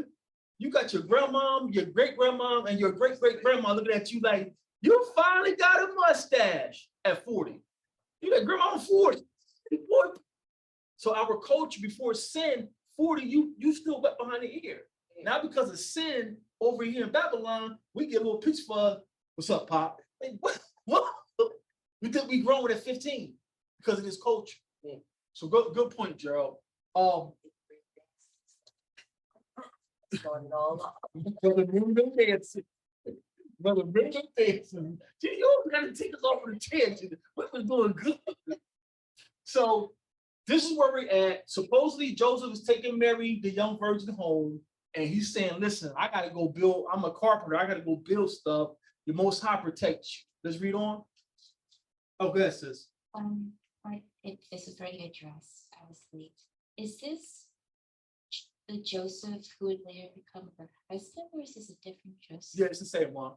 What? Yeah, it's the same one. This is supposedly, Joseph didn't want to do with her, but he's been obedient. He's took her home. But according to the way this text is writing it, Joseph is looking at her like, I'm going to be your father figure. You stay here, Most High protect you. I'm going to do my trade. That's how this is being written. And it's all going to tie in how this is Christian dogma. It's all going, y'all stay with me, get some snacks, get some coffee. This is very important. This is very important how they have butchered our writings. That's why you got to fast and pray. They're putting Joseph to be this old man who wants nothing to do with this young girl. This is Christian dogma right here. I'm going to tie it together. Y'all just stay with me. Keep going. And there was a council of the priests saying, let us make a veil for the temple of Yahweh. And the priest said, call to me the undefiled virgins of the family of David. And the officers went away and sought and found 7 virgins. So some time has elapsed. We don't know because they didn't tell us how much time. But now the Levites are calling a council saying, let's make a new veil for the temple. And they said, let's make a new veil for the temple. So call all the virgins of the house of David. Y'all with me? Let's keep going. And the priest remembered the child Mary, that she was of the family of David. So, and the priest remembered the child Mary, that she's of the house of David. What's the problem with this? Before that balloon. What's the problem with she's of the house of David? I mean, they were saying something about Reuben just before. Anna was singing praises. Who's going to tell the sons of Reuben that Anna gave suck? And now you're saying that the priest remembers she's of the house of David. But according to this story, Joseph had taken her home now. So now, are you saying she's of David after Joseph took her home? Because if that's the case, it will be factual. Because even though you're from Reuben, if you're in David's house now you are going to be with the tribe of David. Y'all see where we're going? Yeah. Does that make sense? Yep. So is this writer saying that she's from Judah because Joseph took her home? Or she's from two tribes? She's from Reuben and David and Judah. We don't know. Y'all see how we got to scrutinize this text? And then, according to this writer here, the Levites want to build or want to sew a new veil for the temple, a new veil for the holies of holies. And you're going to call virgins to sew the veil? What's wrong with that? Who's in charge of the temple? Man. How many strikes against this record is this? 3 or 4? You Levites are in charge of the temple. How are you going to call some virgins from David to sew this veil up? Y'all got the covenant to take care of this house. We pay y'all tithes to take care of this house. So why y'all need a virgin from David to come sew the new veil up? Y'all see where we going? Hey, can I make a quick point? Go ahead. When you look at the reason they brought the virgins is because the veil represents, it's the veil has representation, but the point is when you look at the temple in Exodus, it was the women who sewed all of the curtains and the veils together, even in the law. So all of that was done according to the law. That's the point I wanted to make. Go pull that for us, E, so we can correct that. Pull that verse real quick. So I want to correct that, because if that's the truth, then that point is invalid. I just made, and that's how you be true to the text. That's how you be righteous. He just said that was in the law, so we can't ignore that. So I gotta retract that last point if that's the case. So E, go ahead and find. We'll pause. We all find it together. I think go to Leviticus, like what, 25? You may start doing the temple things. It's actually in the book of Exodus. Give me a second. Let me. It just came to my mind when you mentioned that, so it's gonna take me a second to. We're looking to look it up. So Exodus 28, they're making the priest's clothes. 27 is the altar of burnt offerings. 26. Moreover, thou shalt make the tabernacle with 10 curtains. Go ahead. So E, we found one reference in Exodus 26. So we're going to read this one, and that'll give you time to find another one. So we want to be with the text. Salaki and Marah. It's Exodus 35 and 25. Exodus, is that one? More, y'all. Hold that one too. We just read through Exodus. That's why I was saying it talks about how all the women were to be appointed for the needlework and all of the stitching and everything for the temple. That's collecting building materials. Just around 30, 35. This is how we build cases and be fair with the text, y'all. We can't freestyle our own understanding. Let me do it. I think it's Exodus 35 and 25 and down.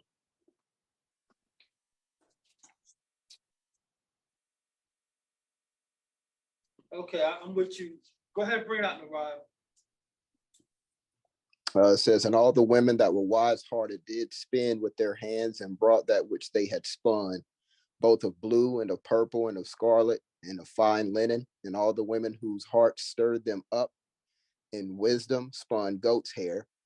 And the rulers brought onyx stones and stones to be set for the ephod and for the breastplate, and spice and oil for the light, and for the anointing oil and for the sweet incense.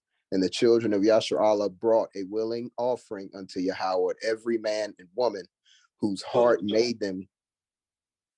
So I think that we got the meat right there. So that precept support E, I may have to retract that statement that the women shouldn't be working in the temple, but this is pre-Davidic. This is before the temple.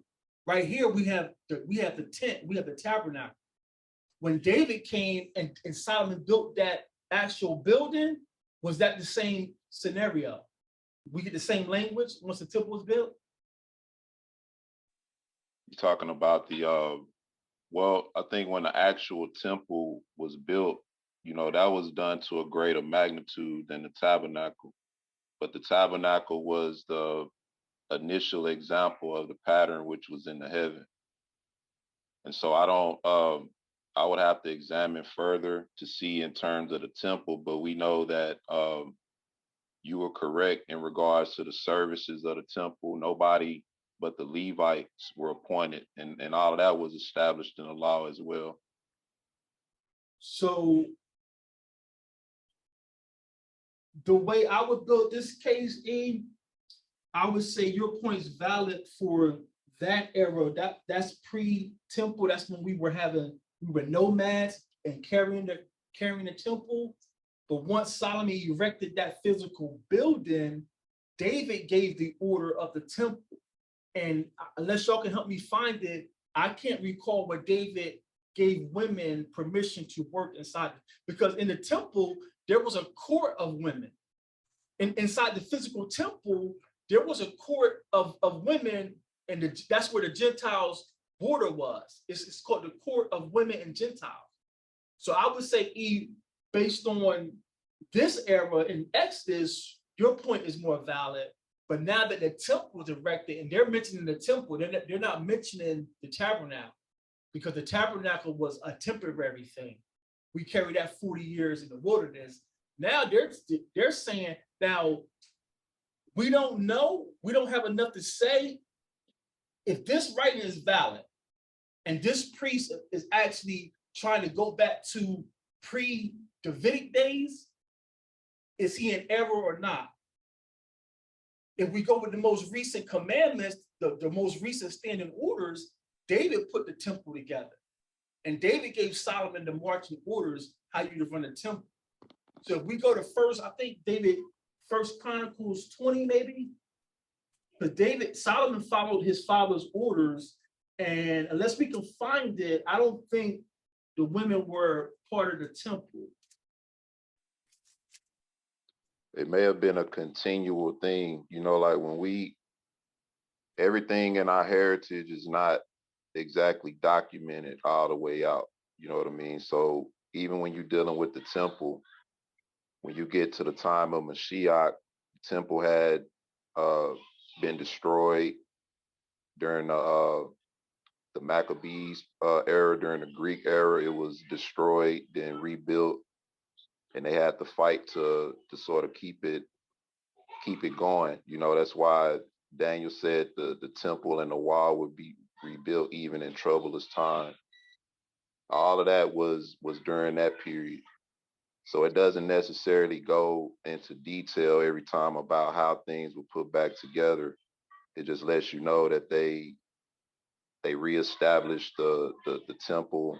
They got the vessels back. They set up the priests and that kind of thing. So, you may have something there, you may not, but one thing is certain: when we go to the law, we see that the women were the ones who did that work in terms of the stitching and the sewing and the needlework. So definitely, hold on, Gerald. So I'm at First Chronicles 22.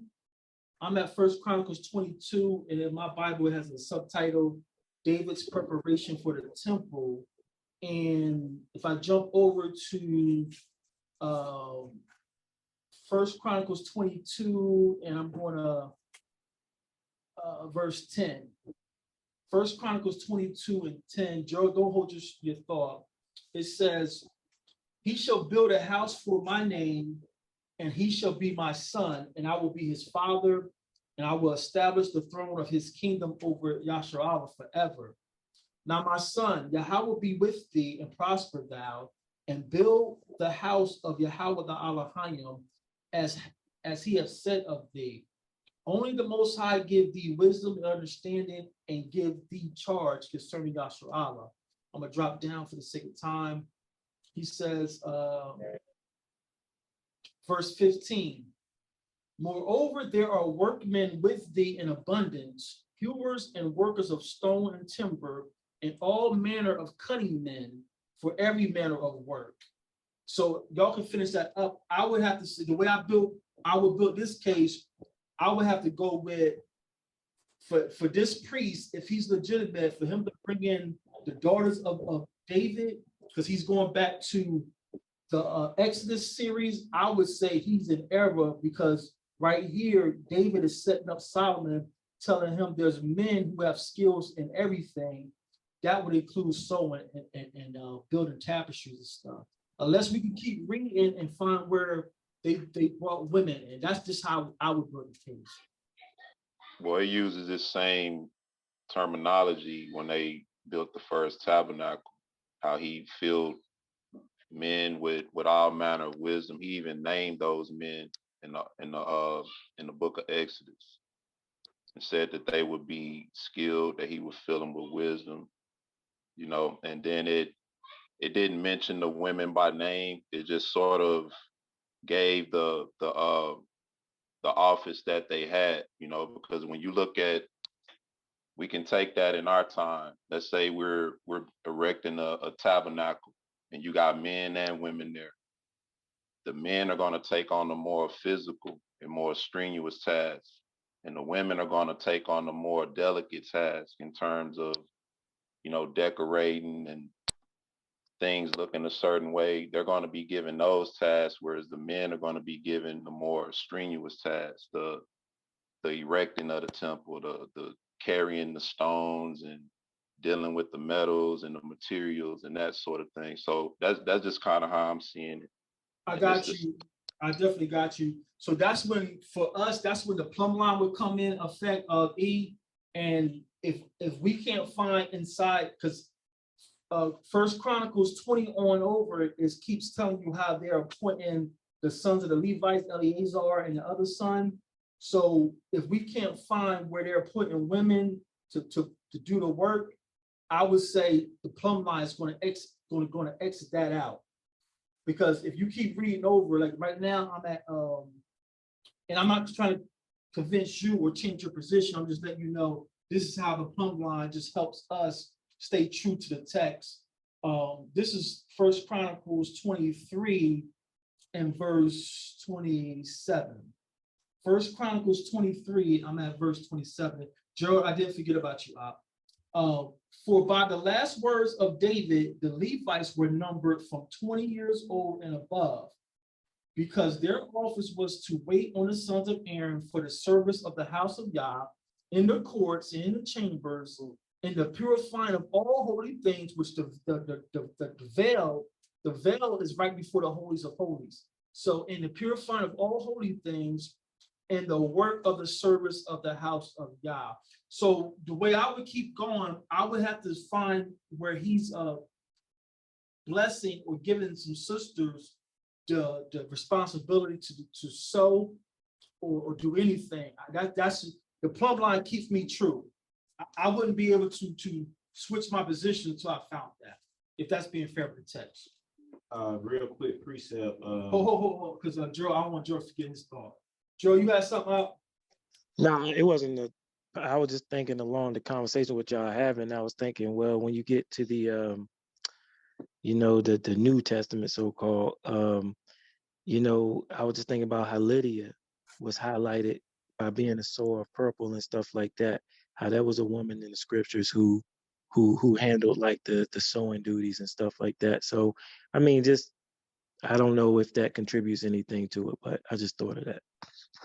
I would have to see where her purple or where she was knitting for the temple. That's how we can keep adding supposition, but for that plumb line keeps supposition at bay. If you can't find me the black and white word saying that woman sold for the temple, then that's just a supposition you're leaning towards. Don't make you right, don't make you wrong. It's just you're choosing to consider that option. But the plumb line, I can't consider that option because I don't have two more witnesses saying that a woman sold for the temple. Does that make sense? can I make one more point and then I'll be done? When we reference this First Chronicles 23, the one that you just went to, when it named the sons of Aaron, when it mentioned the purifying of the holy things, that's actually talking about once the holy things are established. When you go to the law, you look at the priest had to sprinkle blood on all the vessels to purify them. That's what that's talking about in particular.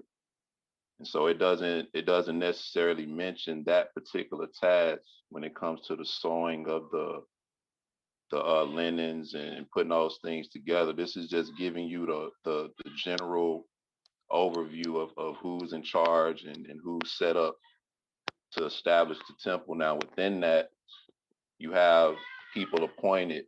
You have volunteers during the time that the tabernacle was being built. People volunteered to do certain things, but these things weren't necessarily inside the temple, so to speak.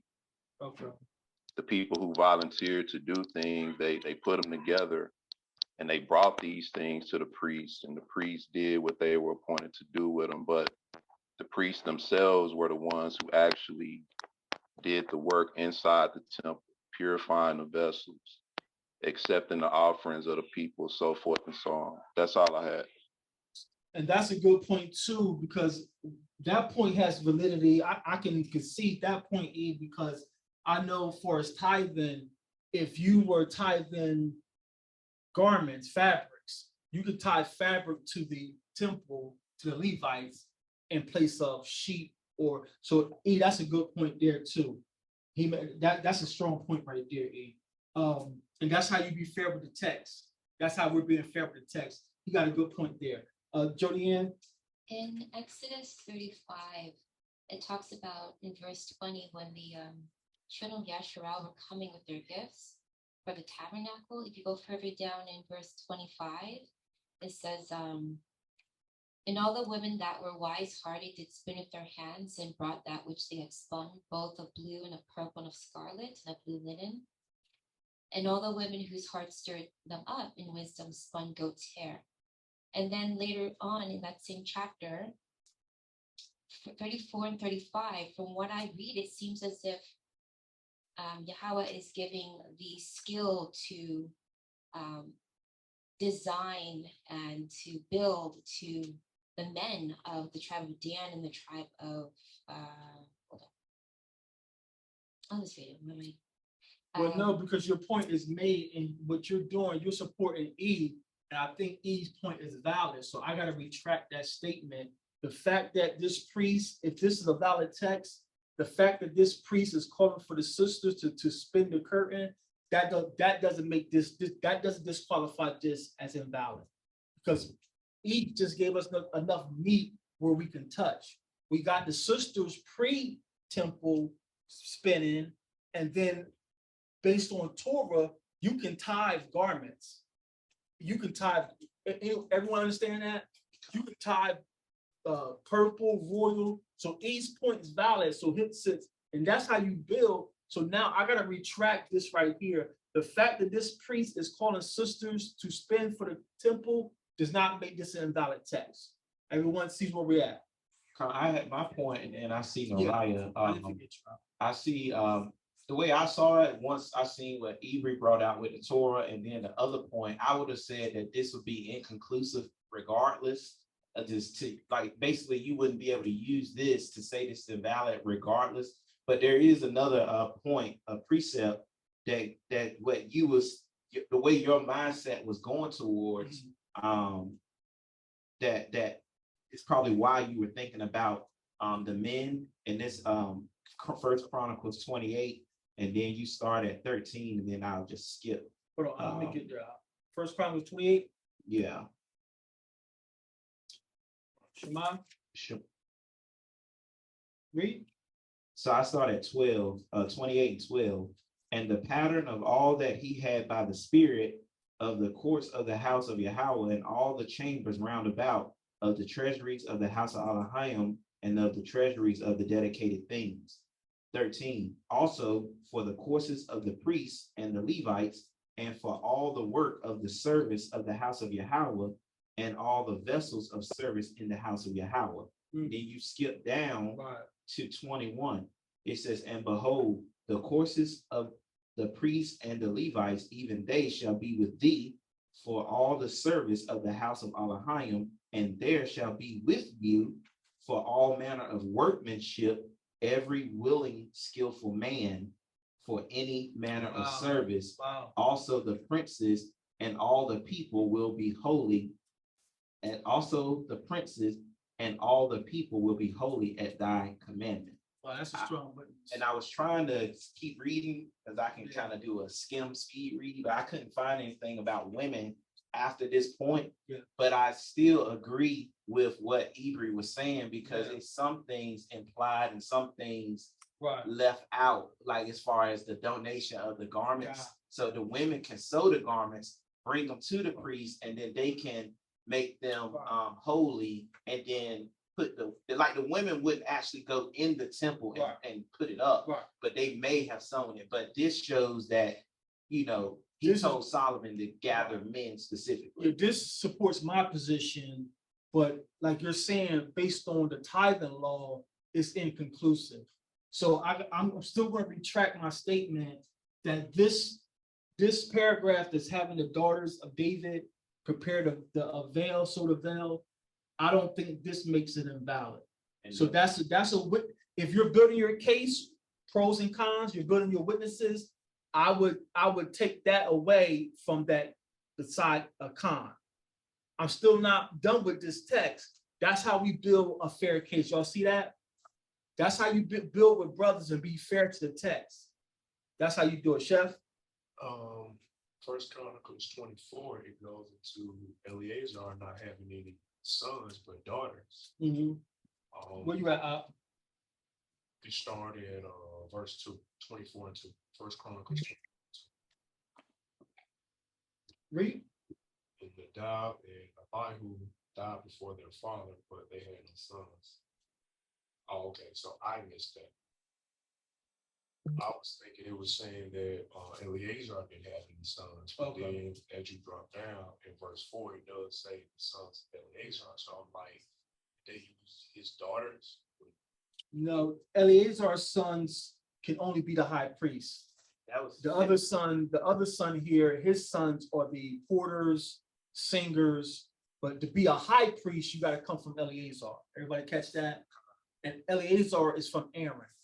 Right, and I had thought so, but just skimming over this, I missed it. All praise. But y'all see that we just got another live example, and I'm glad we're live on Facebook.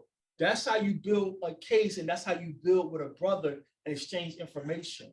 You don't attack, he didn't attack me, I didn't attack him. We're exchanging information and positions, and then we're trying to find text to support each position. Did y'all catch that? Yes. Very powerful example. But why do we buy for that, E?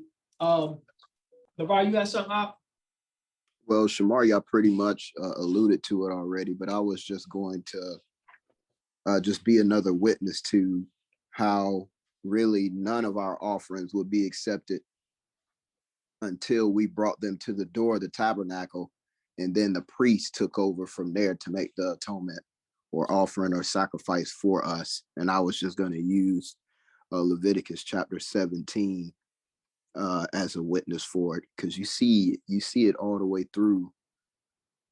And I'll just read verses 3 and 4 just for context. It says, what man soever there be in the house of Yasharallah that killeth an ox or lamb or goat in the camp, or that killeth it out of the camp, and bringeth it not unto the door of the tabernacle of the congregation to offer an offering unto Yahweh before the tabernacle of Yahweh, blood shall be imputed unto that man. He hath shed blood, and that man shall be cut off from among his people. So I just use that to bring the point home to what Ibri was saying, that the things that we do to offering, just like you were referring to donating cloth or anything like that, once the Levites took it, they hallowed it, and then they used it for the service of the tabernacle. So I just want to say that. So we had strong witnesses for both positions. So you would have to see where you're going to lean to. But for the purpose of this exercise, I'm going to still retract my statement that if this proto-evangelical or even if this infancy gospel of James is valid, the priest using virgins to sow something doesn't make this wrong. I'm still going to stand by it. I'm retracting my statement. So good job by everybody bringing out those witnesses. But we're not done with this text, scrutinizing this text. Did we finish that? So now, but we still got a hold that Anna was singing, saying, who's going to tell the sons of Reuben that Anna gave suck? And now you're saying that you're bringing the versions of David and this priest remember Mary. Which one is it? Or you consider her of David because she's tied to Joseph now? Y'all still see that? You never, that's why you have to write things down. You have to write stickies down. You have to get you a notebook because you'll see a verse and you'll forget that you done found another verse contradicting each other. That's the level of, that's why you're going to have sore eyes. That's why you're going to have a whole bunch of coffee stains on your teeth, because that's the level you got to go through when you're doing this digging, sis.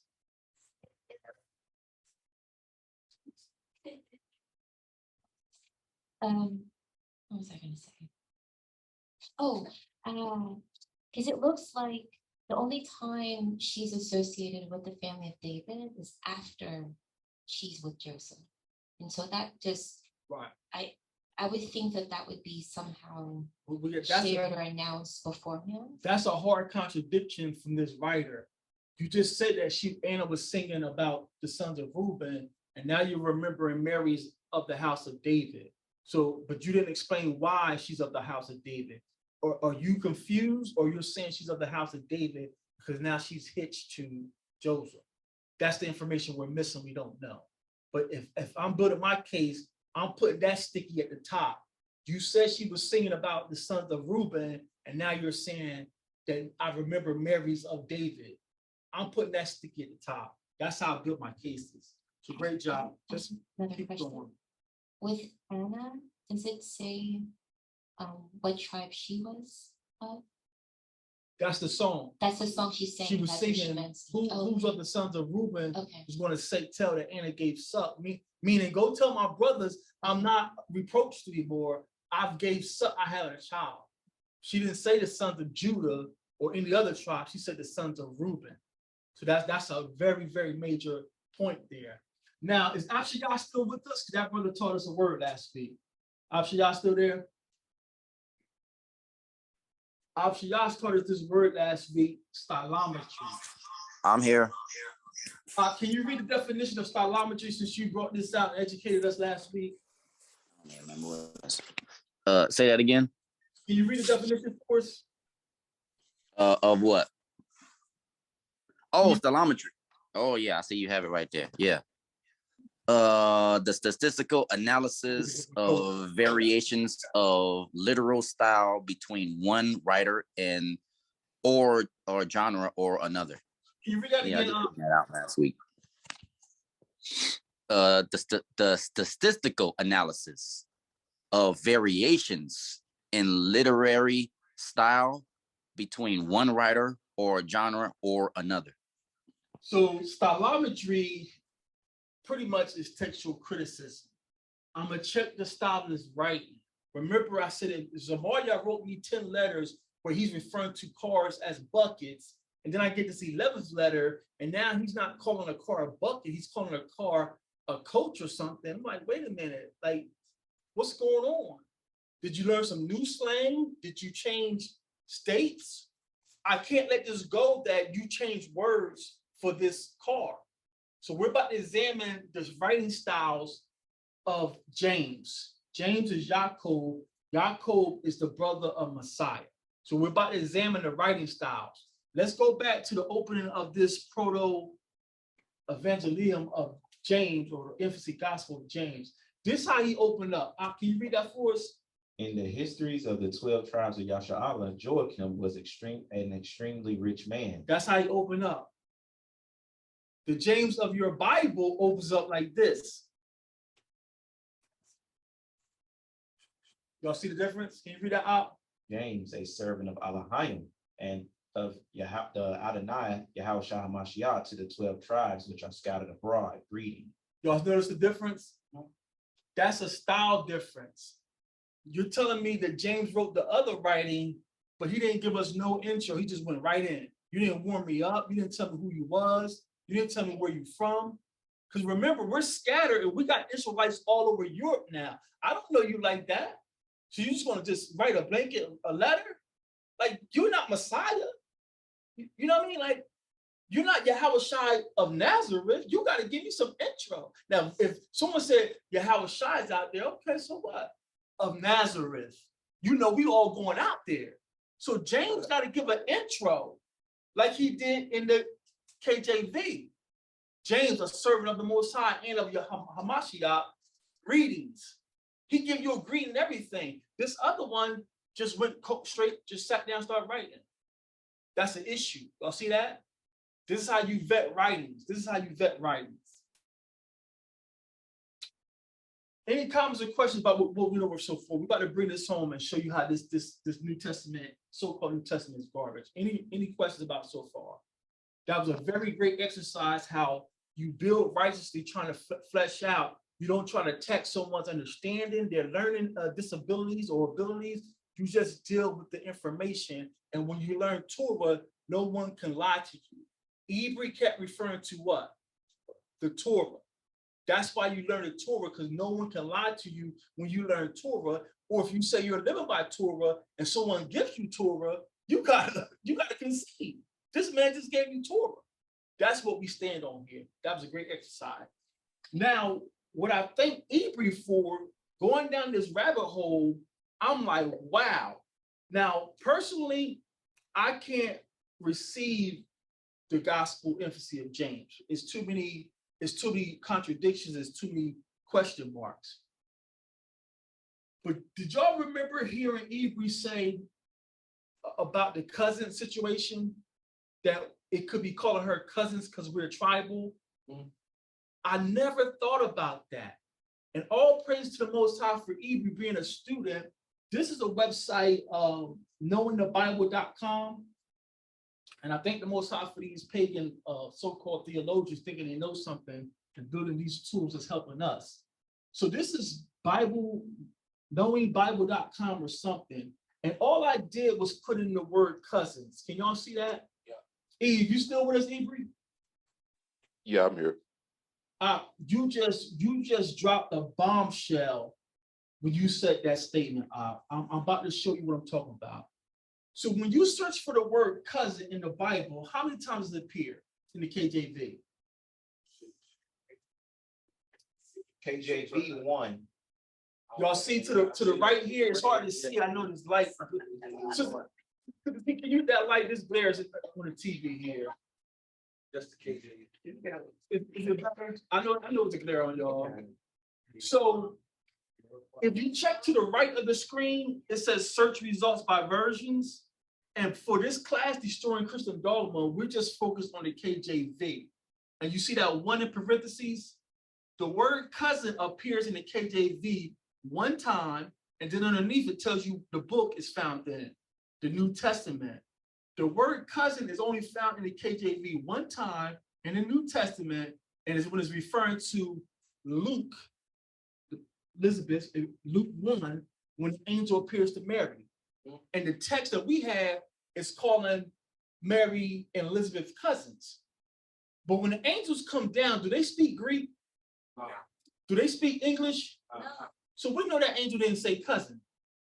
So when you look up in the, how I'm gonna do this, I don't want to give it away. Ibri boy, if you would see, I kiss you in your mouth.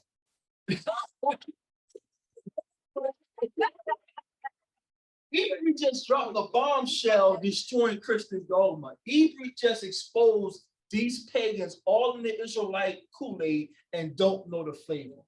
So what I'm trying to train y'all to do, when you find a word in the so-called New Testament, go see if you can find it in the Old Testament. But the word cousin don't appear but once in the Bible, and it's in Luke. So these other versions of the Bible, like the net has 5. So the net translation says cousin appears 5 times. So you see it appears in Esther 2:7, Jeremiah 32:7. Those other translations use the word cousin in our Old Testament. So what I did, I went to the Blue Letter Bible and I went to those verses. Can you read that for us, Jeremiah 32:7? Yeah.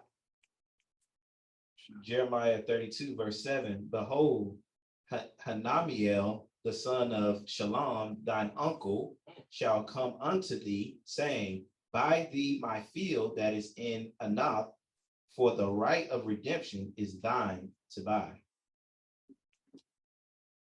What do y'all notice about this Old Testament verse? It said, Hanamiel, the son of Shalom, the uncle. The son of who? Shalom. Who and who's he? His uncle. What's missing? Cousin. Y'all see that? The Old Testament is closer to our culture, even though it's butchered. The word cousin is foreign to us. The word cousin doesn't appear in the Old Testament. Our culture, I would say, Shemaiah is the son of my uncle. I wouldn't call him my cousin. He's the son of my uncle. In our culture, we don't have the word cousin. So that's why when you're reading that so-called New Testament, see if you can find the same word in the Old Testament. If you can't, that's signs that that New Testament is garbage. The word cousin doesn't appear in the Old Testament. It appears as the culture is, that's the son of my uncle. We have the word uncle is what? What's the word for uncle in Hebrew? Dawad. Dawad means uncle or beloved. That's what Dawad name means. He's beloved. He's beloved of the Most High. And it also means uncle. Most of us have good uncles or some. You know, your uncle is pretty much that he ain't hard on you as your dad, but so he's uncle. So Dawad means beloved, beloved. So cousin doesn't appear in our culture. So that angel that appeared to Mary didn't say, Elizabeth, your cousin. That angel didn't say nothing about Elizabeth is your cousin. So Ebre was on to something. Here's another example. Can you read Esther 2:7 for us? And he brought up Hadassah, that is Esther, his uncle's daughter. Y'all notice that? Esther and Mordecai are not uncle and niece, they're cousins. But he must be a little older than her, so it's like a father figure, but they're really cousins. They're really cousins. It didn't say that Mordecai and Esther are cousins. Esther is the daughter of his, just read that again. And he brought up Hadassah, that is Esther, his uncle's daughter. Y'all see the culture? The New Testament doesn't have the culture. That's why these Christian apologists don't know what they're talking about with all your commentaries and all your cemetery doctrine. You don't know the culture. This is an A and B conversation. These are FUBU scrolls for us, by us. So that dialogue with Ebre did a lot of good. Whether you accept that writing or not, we're about to destroy the so-called New Testament. Everybody, any comments or questions about that? Hey, I'm gonna have to chime out. My phone is gonna go dead, but I'm gonna still be listening in. All praise, man. Thanks for joining us, man. Thanks for building. No problem. Shalom. Shalom to everybody. Shalom. Shalom. So, Shalak, I was going to say, I was going to say from earlier when you, I think it was, what's this name? She just said something about what you read about David lineage only coming about when pertaining to Mary, and only when Joseph came into the picture. Yeah. Yeah. You heard me? We're trying to catch up with you. Like, what you talking about, a slide or someone here? Oh no! What, like, yeah, when when y'all were just making reference to what you was reading in that slide, when it was talking about David's lineage, and y'all was talking about how it seemed like David's lineage was only mentioned when Joseph came into the picture, pertaining to Mary, and it made me, you know, me, I don't know what I'm talking about now, but it made me think of, like, I guess your question in the beginning when you first started this, because I don't want to jump ahead, maybe I should bring this later, but your question in the beginning was Mary of Jews or Levites? So you ultimately going to answer that, correct? Come.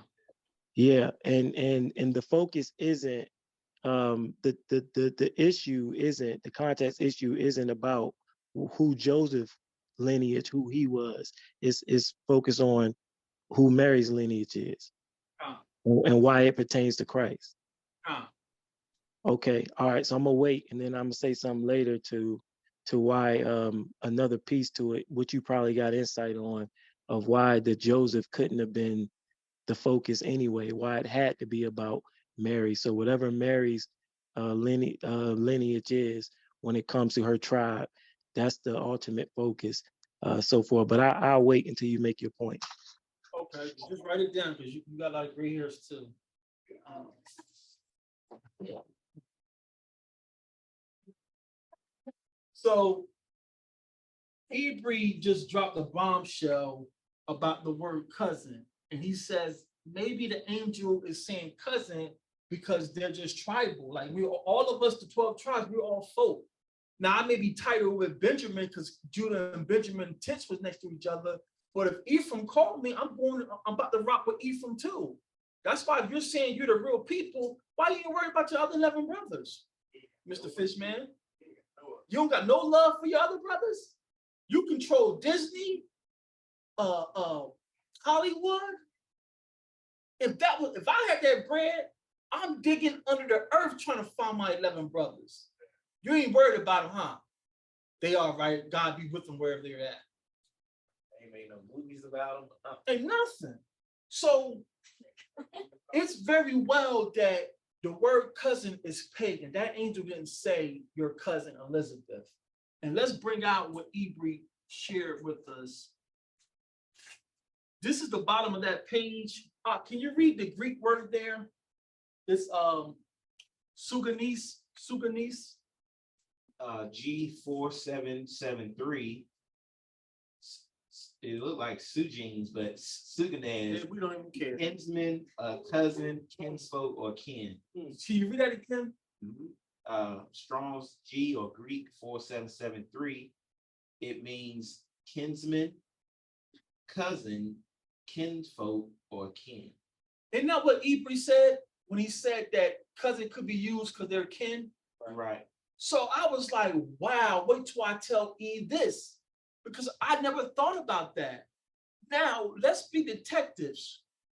Which one of you pagans decide that, okay, the Greek got Suganese, and which one of you pagans says we just gonna put cousin here? Who made that decision?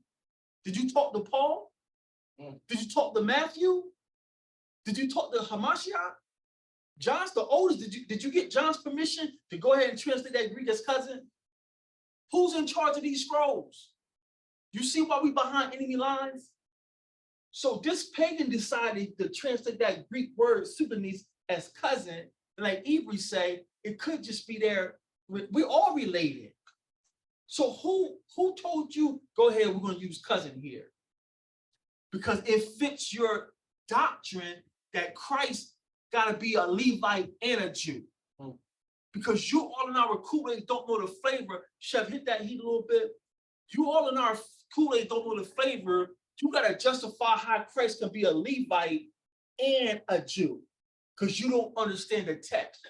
Turn it up a little bit.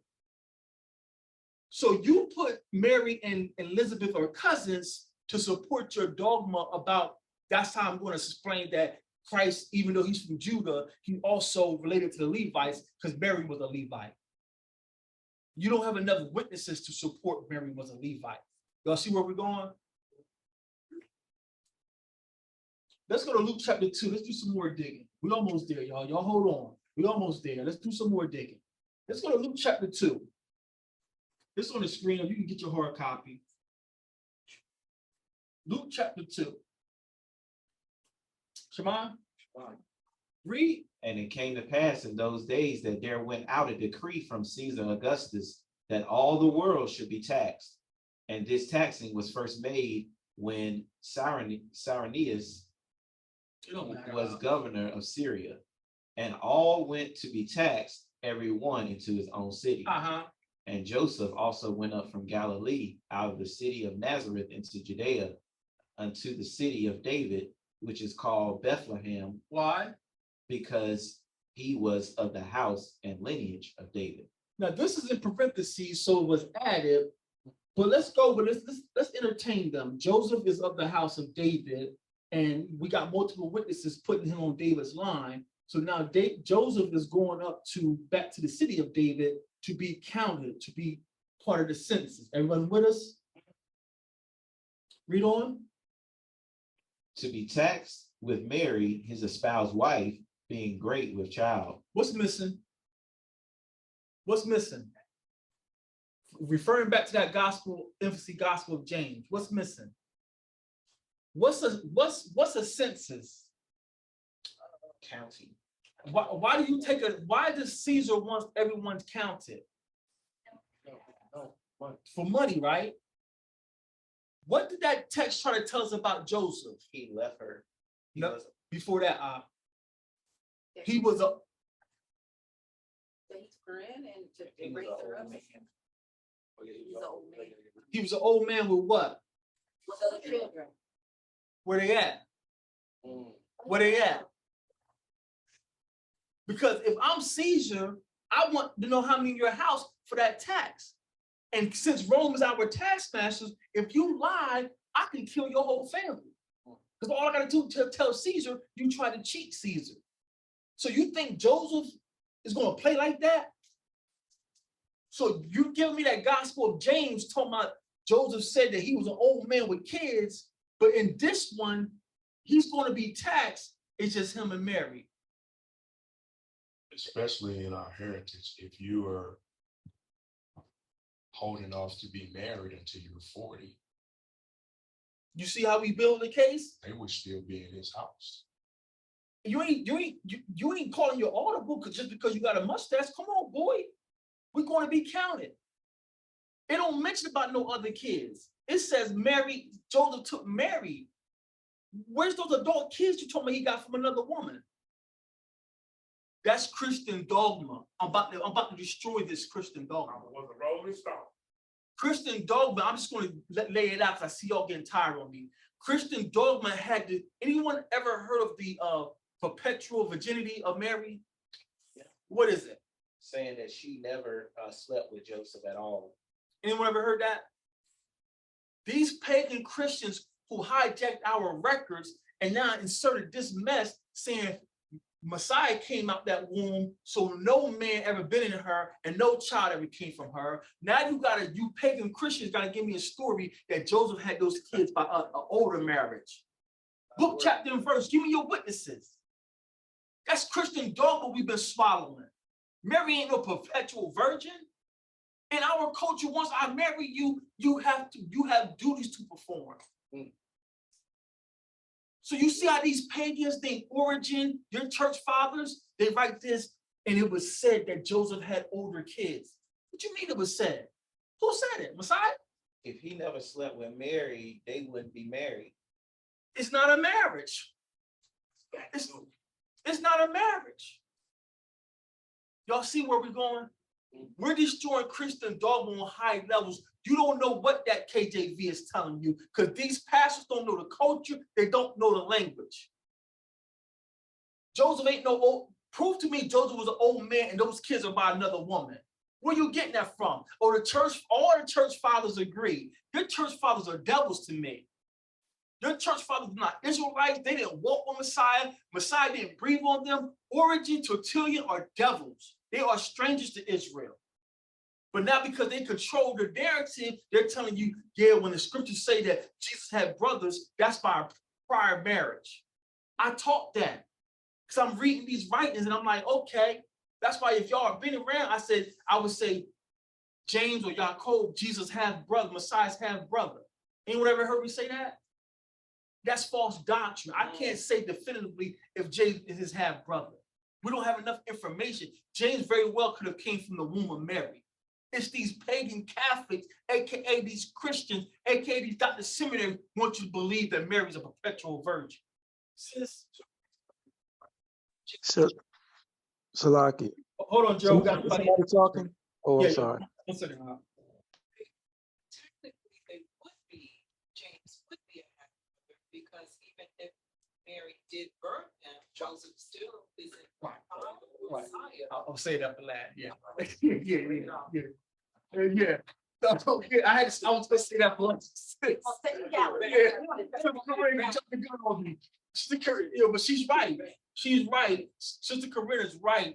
But the narrative that James didn't come from Mary is fictional. You don't have proof. Now, because I stand on the virgin birth, you know, sis, everyone thinks you all are stupid for believing in virgin birth. You think a woman had a baby without a man? Show me your witnesses. I stand on a virgin birth, so I'm going to be with you that they're still sort of half brothers because Joseph didn't produce Hamashiach. I stand on the Most High put the seed of David inside of her without a man doing it. That's what I stand on. How did Adam get seed or sperm when he was created? Sketch that up for me, King Judah. Yeah. Sketch that up for me, King Judah. How did Adam get sperm to have children when he was made from the dirt? Spermatosa means seed. Oh, you very sharp today. So I stand that Joseph did not impregnate Mary from Messiah, but he very well could have impregnated her from the other kids that we read about in the New Testament. These Catholics gave us this mess. Joe, you have something? I'm Yes. sorry, the rhymes on y'all. Y'all see the magnitude of this? We've been swallowing this mess in their churches. Swallowing this. Yes. I think, yeah. I mean, you set the stage for me to go ahead and say what I was thinking to say for now, because so just like y'all were just saying, how would I start? Okay. So we know in our culture it's paternal. It's the father. The father begot this son. The father begot this son. That's how the lineage is passed down. You know, but according to the lineage in Matthew chapter 1, when it comes to Christ, you know, it says, and then Mary, who was the wife of Joseph, you know, begat Christ. Well, not begot Christ, but it said she gave birth to Christ. And in that moment, you see where it doesn't assign like a father who begot the son. And there's 2 reasons why that's not the case. For first of all, like you just said, because it was a virgin birth, and the Most High is the paternal. He's the one who begot the son and put it in the virgin, the seed of David, as you referred to. So that's why it wasn't assigned to the fleshly father, paternal father, Joseph, because the Most High is the father. So it's still paternal, but you know the false religion want to take that and try to make the focus on Mary and say that's why it's maternal, the mother of Christ. That's why they worship her and all of that stuff like that, because there was no fleshly man involved. So they spin it so many ways. But that's why the scriptures say that the Most High said, "My only begotten son." He begot Christ in that situation. That's one angle. The other angle, when it comes to the fleshly lineage of Joseph, you got to remember with the Jeremiah 22, the curse of King Zechariah with Salathiel and all of that stuff, where it said that the children, and I say I'm not familiar with it. I just read the last verse I'm talking about. Jeremiah 22, verse 30. Thus saith the Most High, right yet this man childless, a man that shall not prosper in his days. For no man of his seed shall prosper sitting upon the throne of David and ruling any more in Judah. So now you got that curse that came through, because King Zechariah is of the lineage of David. Salathiel was one of his sons that came, and Joseph is in that lineage. When you look at the lineage of Matthew 1, it goes all the way down to Joseph. He's in that lineage. So the fleshly daddy, Joseph, couldn't have been the father of Christ, because it would have violated that curse that was given to in Jeremiah 22, that now one of these man's lineage one of these man's seed will actually be the king over all of Israel, of Judah, so to speak. We know Christ is that, you know, so if you follow me, like I said, that curse can't contradict, you know, prophecy. It can't contradict what the Most High is carrying out. So that's why the virgin birth had to be done the way it was done, because Joseph would have messed it all up. And his son wouldn't have been sinless, of course, if because his son had to be unblemished and so forth. So if it would have came through a fleshly father and a fleshly mother, then it wouldn't have been an unblemished situation. So it's a couple of moving parts. We here now, so we got to touch on the virgin birth. The curse of Jeconiah that Gerald just read. These King Judahs don't understand the culture. You're saying you speak Hebrew and you speak all the dialects, but you're missing the virgin birth and you're trying to use the curse of Jeconiah to prove it. If you go back, if y'all listen to Gerald, it says, count this man childless, and none of his sons shall sit on the throne and prosper. Which one is it? Is he childless, or is his sons are not going to prosper on the throne? So it wasn't saying Jeconiah is not going to have any sons. It's saying that his sons are not going to have a prosperous kingdom. So these brothers don't even understand the text they're reading. That's why I hate to throw stones, but these brothers don't have reading comprehension. All praises you off drugs, all praises you out of gangs. Now you done sat in someone's building, someone's class, and now you in some King Judah camp, and you think you're exposing the virgin birth. It didn't say Jeconiah was not going to have sons. It says, count this man childless. It's a Hebrewism. Your sons are going to be bums. Us men would rather have, I'm going to go here. Us men will rather have a whole line of girls than have a broke wrist son. Yes, sir. You understand that? I would rather have a whole football team of girls than have a broke wrist son. So if I had a broke wrist son, I will count myself sonless. That's what the text is saying about Jeconiah. Not that he's not going to have any sons. His sons are going to be bums on the kingdom. So the brothers don't understand that curse. Now, since Gerald went here, Gerald is so nosy. Just sit down and listen. The brother knows. Now, bring it out. Exposing Christian dogma further. You don't understand the culture, whoever wrote this lineage in Matthew and Luke. Because now, using a plumb line, show me another witness where someone's lineage is mentioned and a woman is mentioned. It's not the culture to mention your mother, even from a sister. When a sister tells you who she is, she's going to tell you, I'm the daughter of so-and-so, who was the son of so-and-so. If she comes from David's line, she's going all the way back to David. If she's a Levi, she's going to say, I'm the daughter of so-and-so, who was the son of so-and-so, and he's the son of Aaron. So whoever produced this Matthew, you are a pagan who don't know the culture, and it just it's a coincidence. You're about to write about the most holiest lineage we ever had in our nation, and you're going to put 4 women on the lineage, and these 4 women are questionable.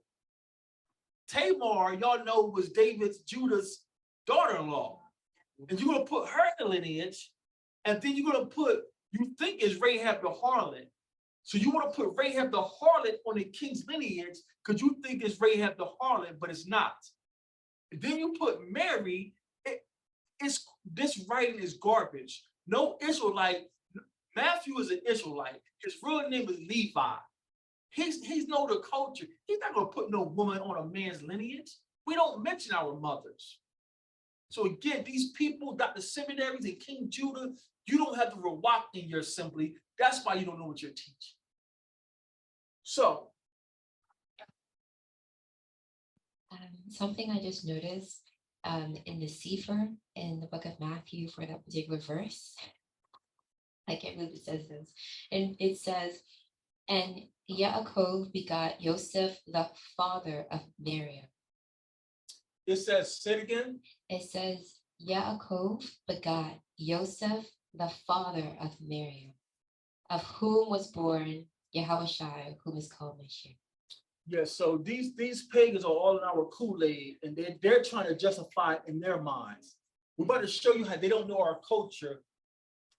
Mary's tribe is inconclusive. So I was wrong to say Mary is a Levite, but it's inconclusive to say she's from the tribe of Judah. We're going to show you why. You good? So this is a snippet from earlychristianwritings.com, and this is a paragraph about the infancy gospel of James. Can you read this for us?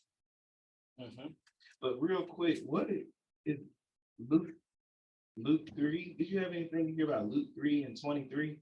And it says, Yahushua himself began about 30 years of age, being as was supposed the son of Joseph, which was the son of Levi, which was the son of Matthias, which was the son of Levi. Yeah, so I think we brought it out in the virgin birth class. Matthew, whoever composed Matthew, they're given what they think is the physical lineage. But Luke, whoever composed Luke, they're giving you the Levitical lineage. One of those brothers died without children.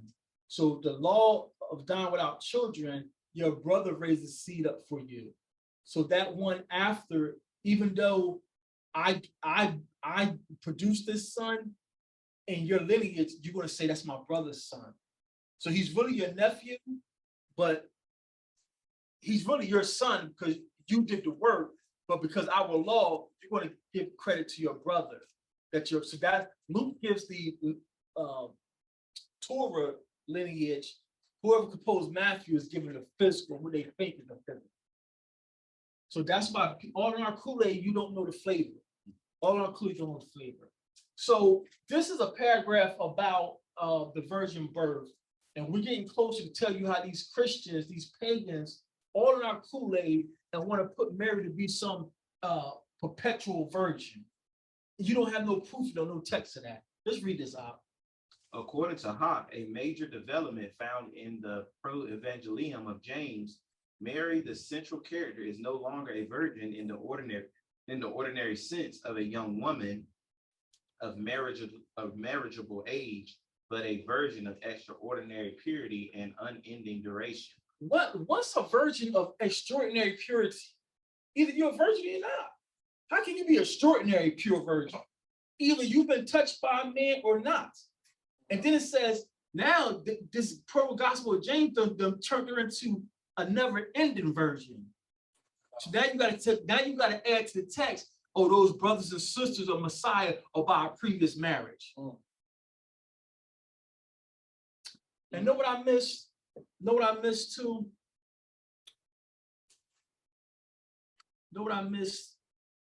All praises.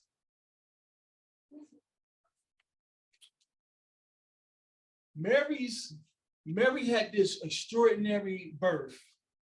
Her parents were barren, and she was born of old age, and her mom raised her in the temple, and the temple. Anybody mom ever shared them with you some baby stories about what happened to you when you was born or anything like that? Sister Corinne, Queen, Shamaria. And y'all didn't come from Messiah's line or nothing like that, did y'all? Messiah's line.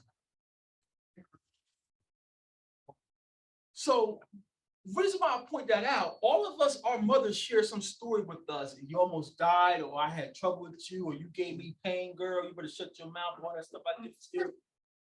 Mary has this extraordinary birth. And when the angels come to her to tell her she's going to give birth, she's baffled. She's confused. What she say? How so? I know not a man. Wouldn't that be a good time for her to remember her birth? My mom told me when I was born, she's totally confused when this angel told her you're going to give birth. Y'all see how this gospel of James is regular on thin ice? How you telling me Mary was born and she walked 5 steps and her mom picked her up and said, you know what, you ain't walking no more till you get to the temple, and the priest took you. And then when the angel appears to her, she's like startled, like, oh, me? Like little old me? I'm going to give birth to the king of Israel? That would have been a birth time like, all praises, you've been blessing me since I was born. We don't get none of that, do we? This gospel of James is on shaky ground for me. That's how you got to vet these writings. These pagans took a little bit of truth, and because you want to be somebody, you want to act like you got some knowledge about the Israelites, you want to embellish and make a whole fish story. And now you're teaching it in your pagan church, and now you run it with Catholicism. Mary was a pure virgin to the day she died. Hail Mary, full of grace. Yeah, you're going to hell, all right. Mary's not no perpetual virgin. Where we stop at? Pop goes on to argue, indeed, Mary's purity is so emphasized that it becomes thematic and thus answers the fundamental question which guides the narrative, why Mary, of all the virgins of Israel, was chosen to be the mother of the Son of God. The answer, no one could have been any purer. She's the purest virgin. This is extra pure virgin now, Lord. No, I'm extra.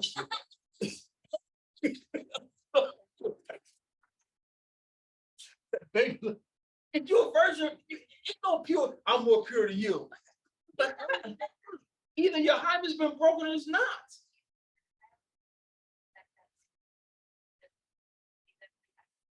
Oh yeah. What kind of Greek mythology is that? So these pagans, these Catholics, Wonder Woman, these pagans, aka Catholics, aka your Christians, have given you these texts, and it's moved into our letters. Now we're reading in the new so-called New Testament, James, the brother of Jesus, by another woman. You don't mention her name. You don't tell me how long Joseph was married to this woman.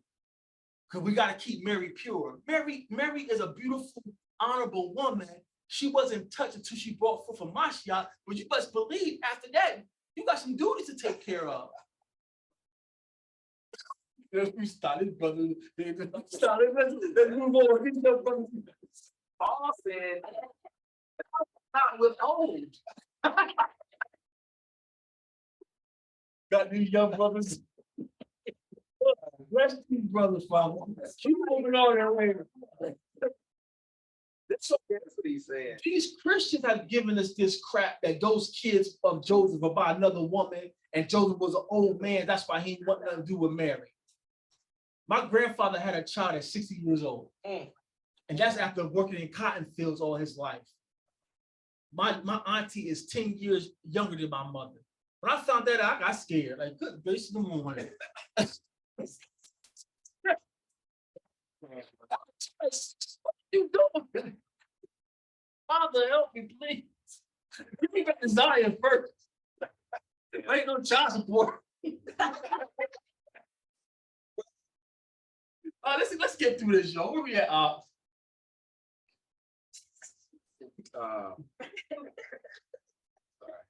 It says, thus Anna transforms Mary's bedroom into a sanctuary where she receives no impure food and is amused by the undefiled daughters of the Hebrews. What is impure food? We don't eat dirty food anyway.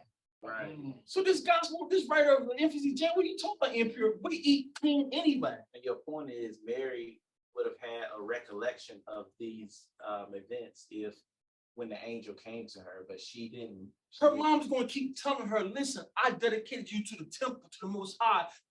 Your first 3 years of your life, you was in the temple. Don't be out here playing with these young boys. And then it said that she was going to be memorable.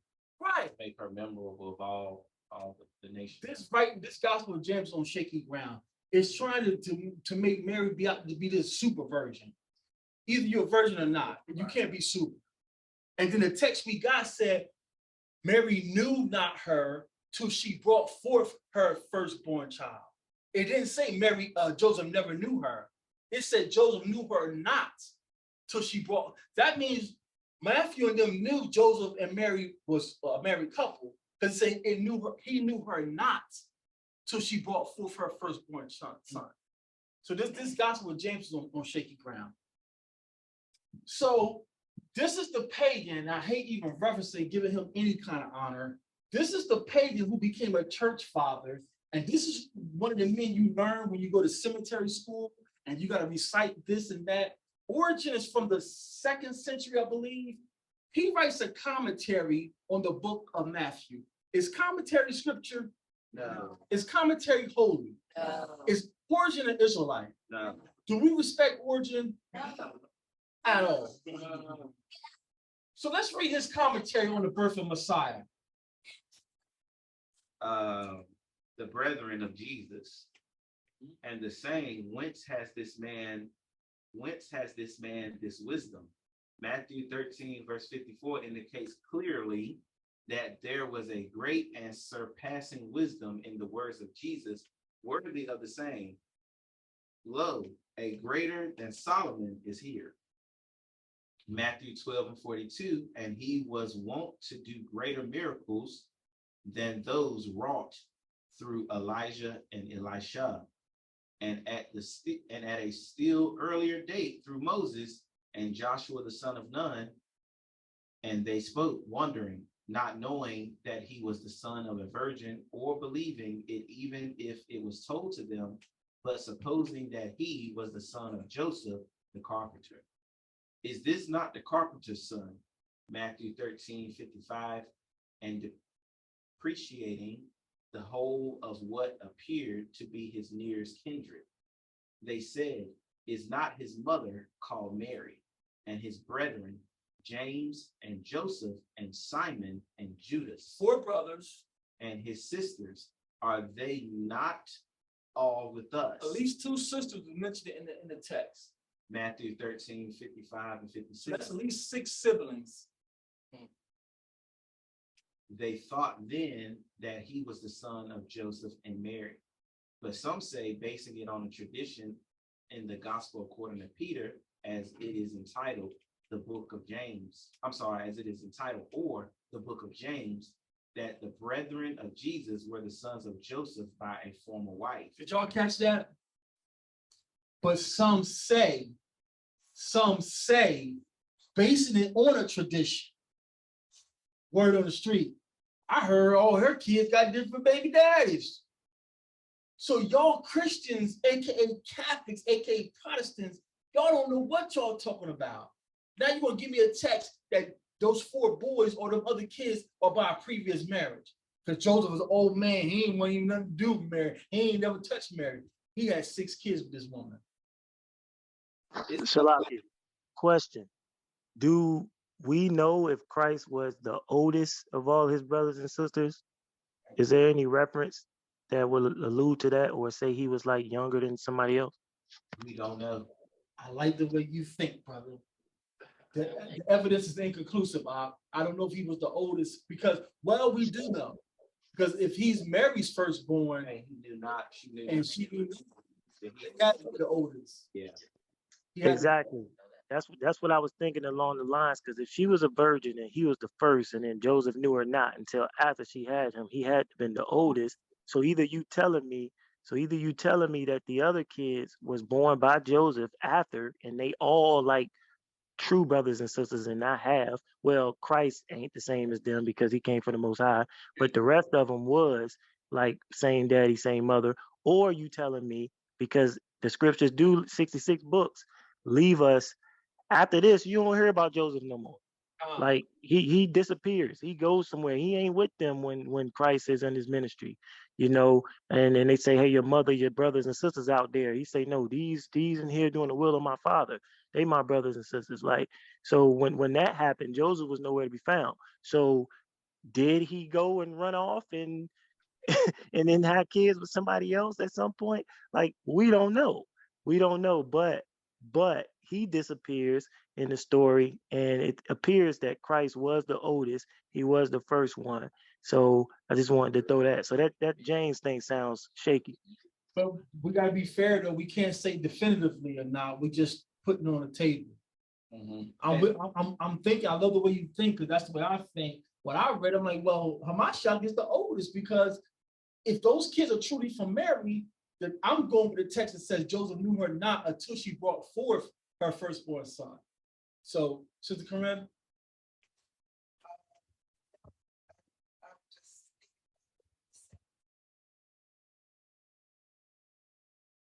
It's on.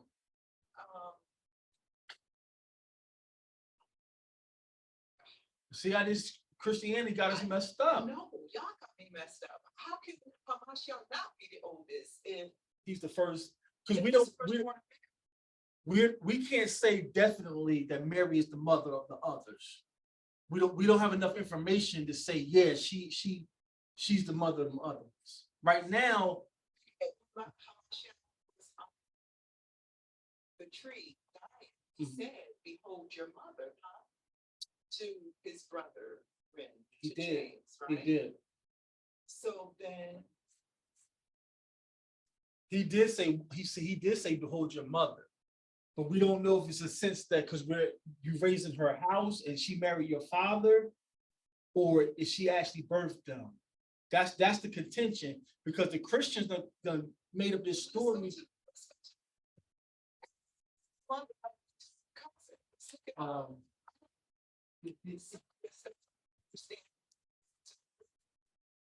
I guess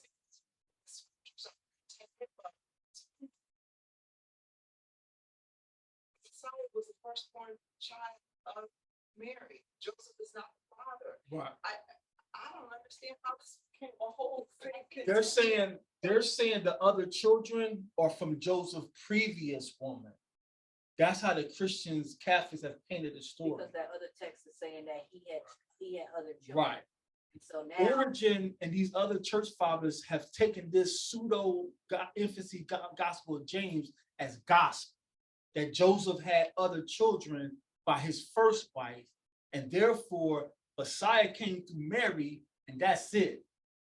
That's how these Christians have painted the story. So we're saying, now that we expose this right to be very pseudo and shaky, Mary could be them children's mother. The definition of mother coming from a womb, that would indicate that we looked at that last week. Did we?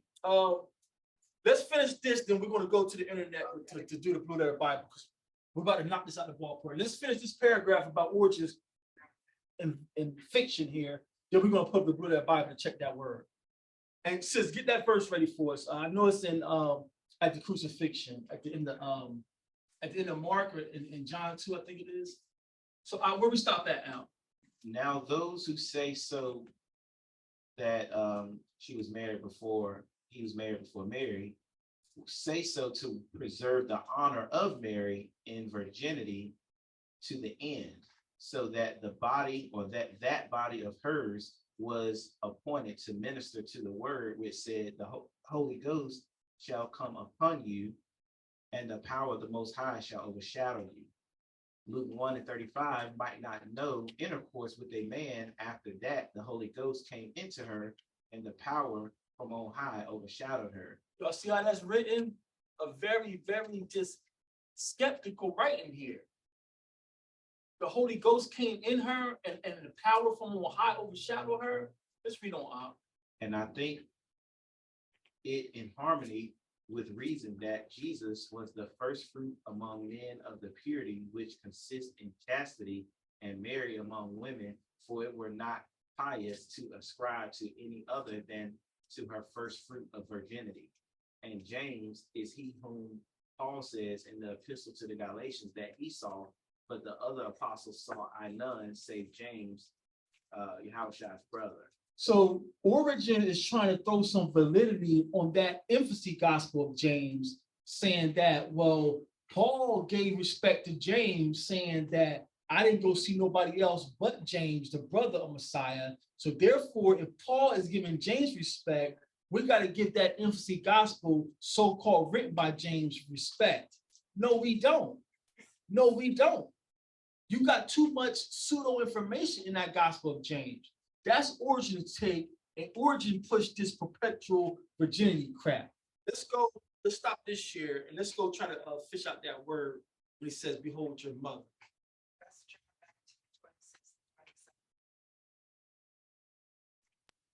Is this making sense? I was saying this is why I can't stuff this whole concoction of the story. This is the reason why camps don't believe in the virgin birth too. Right. Like, to be fair to their side, I was saying in the chat. I need that again, sis. I'm sorry. I need that verse again. John 19:26. Thank you. And 27. Go ahead. Go ahead. Would you say finish your thought? Yeah, I was saying that this type of doctrine hits both sides. Like it causes just utter confusion. because of the way that it's presented. It's a hit from all sides. So what have we been saying we got to do? Well, I'm lying. And what else? Fast. Oh, fast and pray. Yeah, yeah. Messiah is talking to us. Yeah. And I don't care what you say out there. Oh, they spooky and they on that mystical stuff. And the text say he's going to talk to us. You got these Christian apologists are clowning the text because we're saying we're getting revelation on high. So you're like, oh, they in that spooky stuff, that mystical stuff. I thought you grew up in the church, you believe the Bible. He said he's going to talk to us. Our sisters going to have dreams. But you don't believe that? Oh, because it don't fit your doctrine. So that's why you got to fast and pray. Messiah tell you what's authentic or not. Let's do another share. But even with that, even with that, it's amazing to me how you'll still hear them camp brothers saying you can't box God. You can't put God in a box, Most High in a box. But essentially, that's what you're doing when you're saying he can plant a seed in a virgin.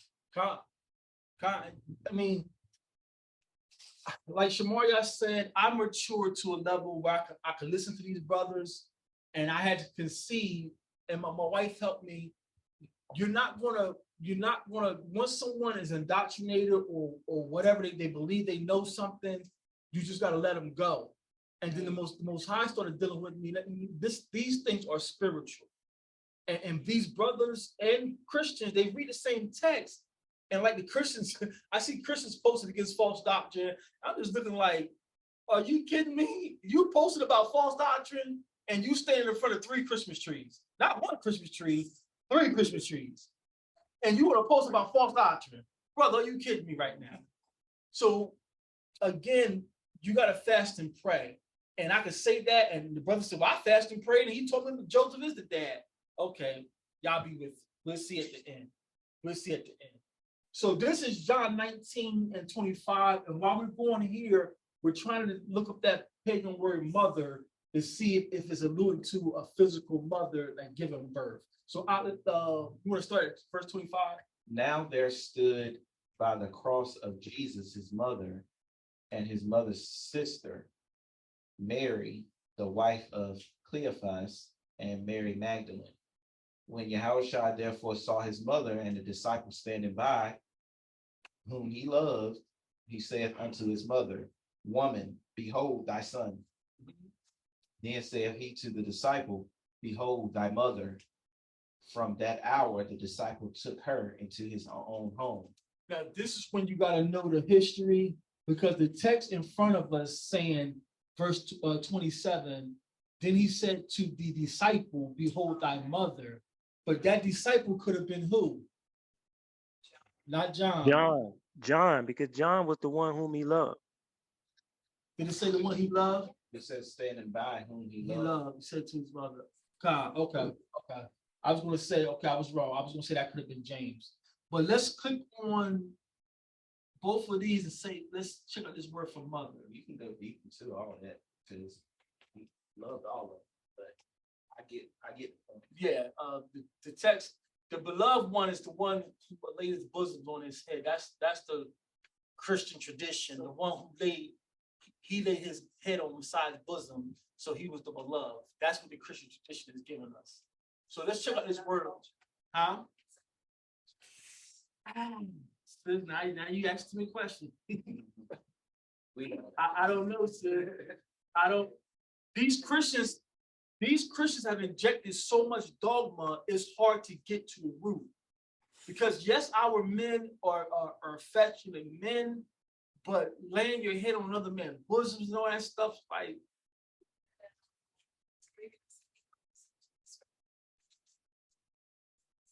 Yeah, that's what David and Jonathan. Was it David and Jonathan was close like that. So we got to keep fleshing it out, but supposedly John is the beloved disciple, because he writes it at the end of his letter. He says, this is the beloved disciple. I mean, he's blowing his own horn, but I'm the one. I mean, I do that with my grandma. Yeah. At the end of the letter, he says, I'm the one, I'm the beloved. This is John, the beloved He says it at the end of this letter. So the word for mother here, where we at? Mother. We gotta go through the Greek, y'all.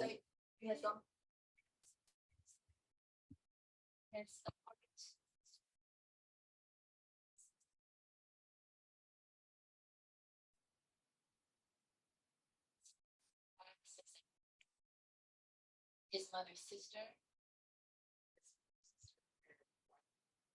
It's not giving us enough meat on the bone to say it just like she pushed him out, actually gave birth to him.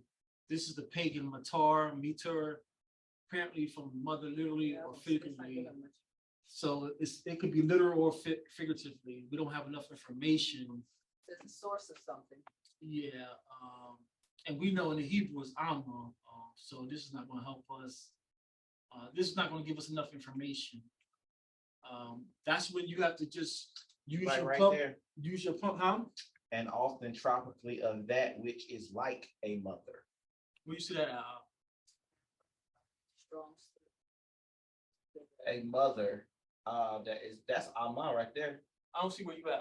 Strong's. So right here, Alma. Right, a mother properly, Matthew 1:18-11, often tropically of that which is like a mother. That's why I said earlier in the prayer, this is my Amma, and Miss Corinne is my Amma. Like we have Ammas in the assembly. So that is so that's just a little like a one witness to say it could have not been his physical mother. Yeah, we don't have enough information. So right now where we stand, Mary could be the mother of those other children by Joseph. We don't know. The Christians wants us to believe she's not, so she can die a virgin. And we know culturally that's not going to happen. Ain't no Israelite man going to marry you and let you keep your virginity. That is just not going to happen. It's not going to happen. So Joseph did sleep with Mary, but did she birth those other children? We don't have enough information.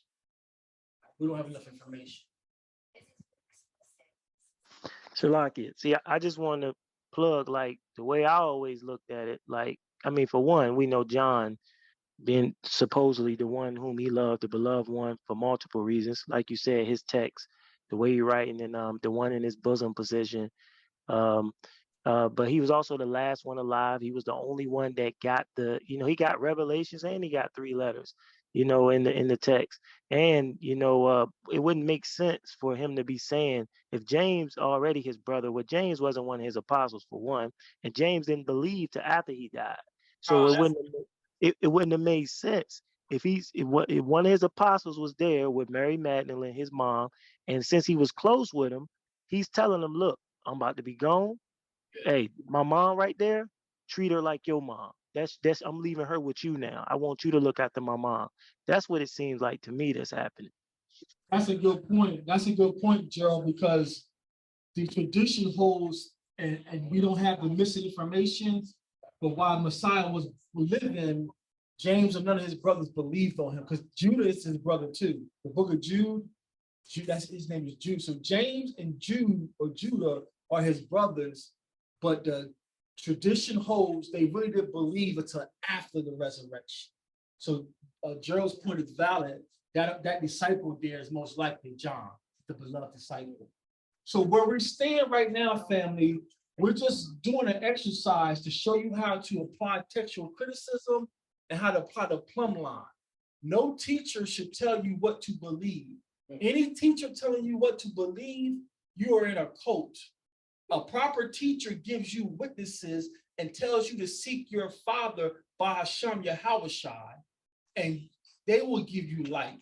You don't have to see it my way, but if you have more witnesses, let me see your witnesses so I can compare to what I already have, and I'll make a decision. Maybe you are right and your witnesses are valid, so I change my position. But if I don't change my position and you don't change your position, it doesn't mean either one of us are wrong. For the time being, we're standing on our position because we have these witnesses. That's what this class was all about. So for me, I can no longer accept the infancy gospel of James, but is Mary a Levite or is she a Jew?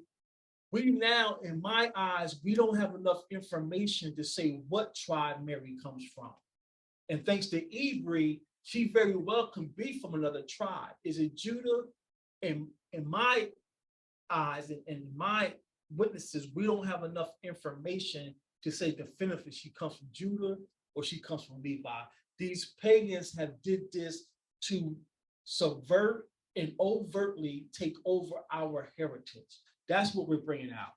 This is Destroying Christian Dogma, high level part 11. The catalyst. Why would they want to do this? Why would these pagans want to paint this story? And now you got a sentence like, it is supposed, many believe based on tradition. Our life is not based on what many believe. Our life is based on thus saith the Most High. Like earlier, when we was going back to the Torah is our base. If we can't read it in the Torah in the black and white, we be witnesses. So these Christians want us to keep giving us their doctrine, and that's why you got to fast and pray. The King James Bible is filthy, is garbage. So we read this before. Can you just read the first two sentences? Whatever date the Sinai Syriac, verse 16 or chapter 16, it seems likely that the tradition it preserves concerning Mary's ancestry and Christ's Levitical priesthood has much earlier roots, and interest in the latter half of the 4th century can clearly be seen in the commentary on the Diatessaron 25 and 26. That's all we need. Excuse me, we got 2 more slides. These pagans are trying to figure out, and they're trying to justify and seem educated. How can we say that he's our priest and if he doesn't come from Levi? So now you got to make up fictional stories that, oh, Mary comes from the Levi line and Mary and Elizabeth is cousins, when you have no definitive, conclusive evidence what tribe Mary comes from. So these pagans are giving us this. Let me show you, just cut to the chase here. We're getting tired. I'm getting tired. The stance I'm standing on, we don't know what tribe Mary comes from. Christ is not under the Levitical priesthood. Christ is our high priest, but it has nothing to do with Levi. There is no Levitical priesthood.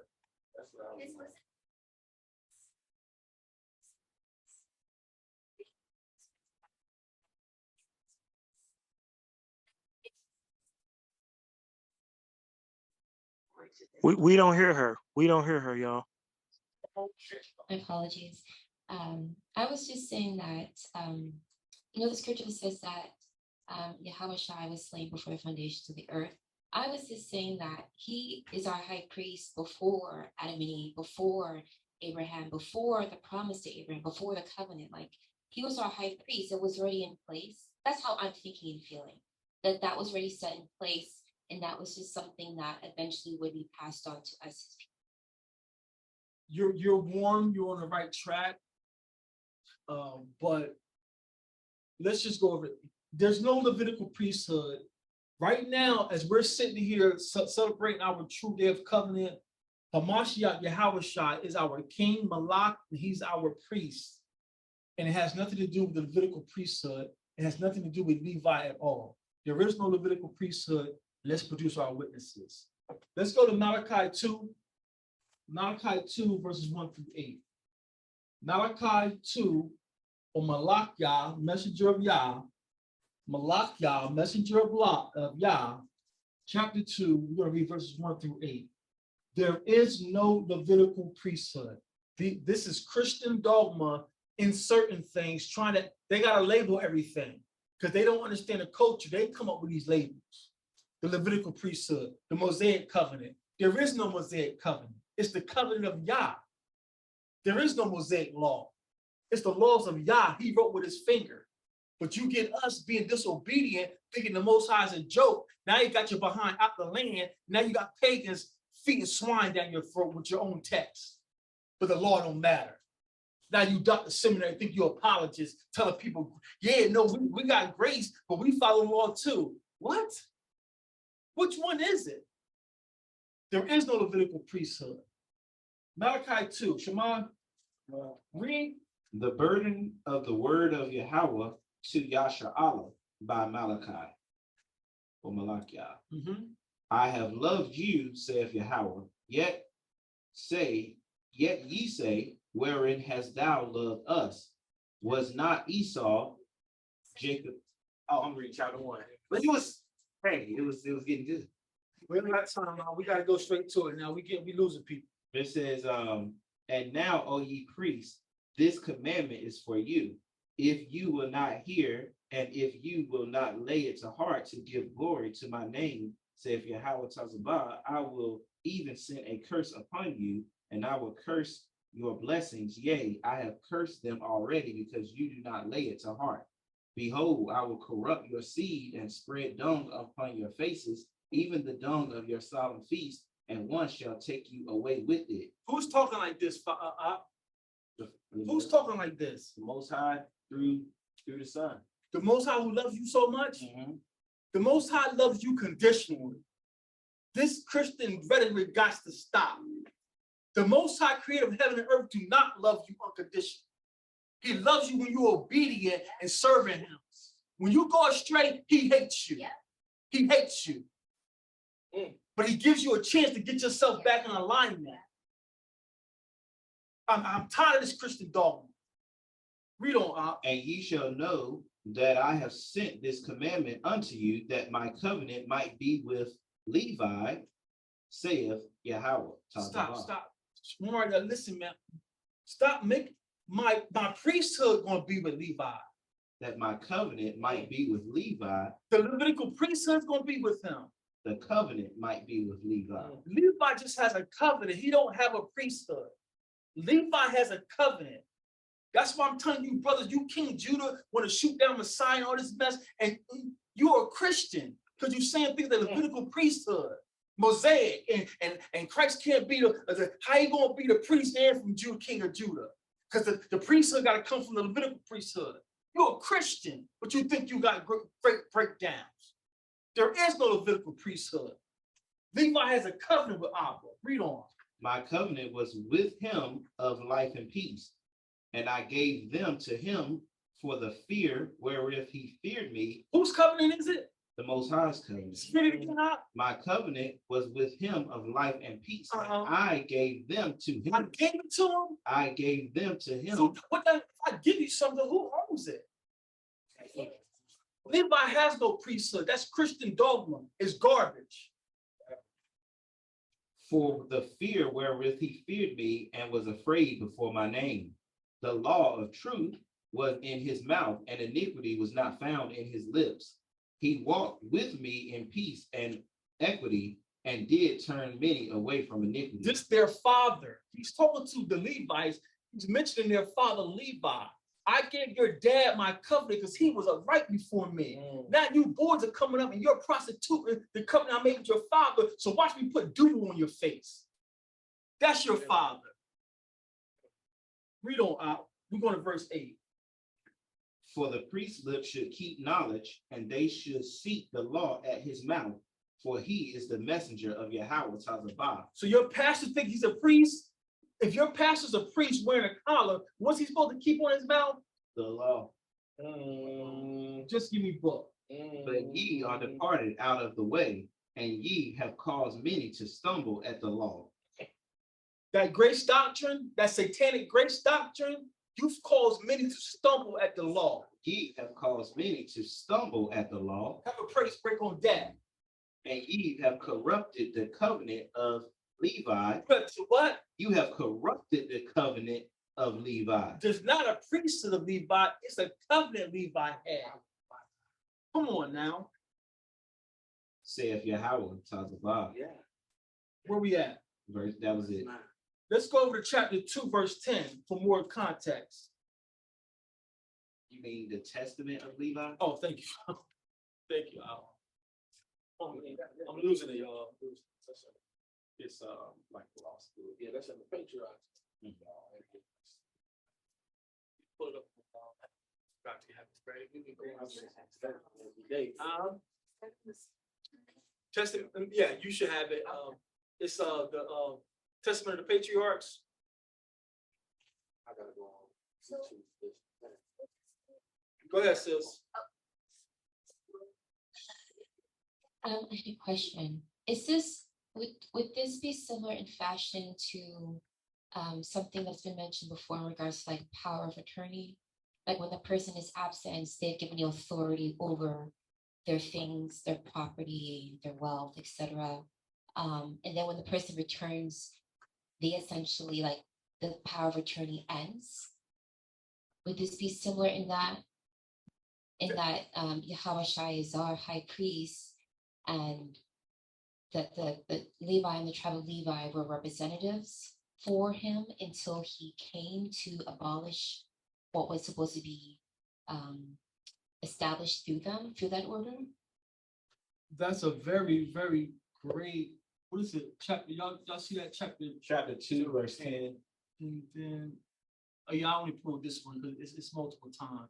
That's a perfect analogy of what's going on. And we're about to read it here for you. And Testament of Levi, you can Google it, or you can get the Testament of the Patriarchs.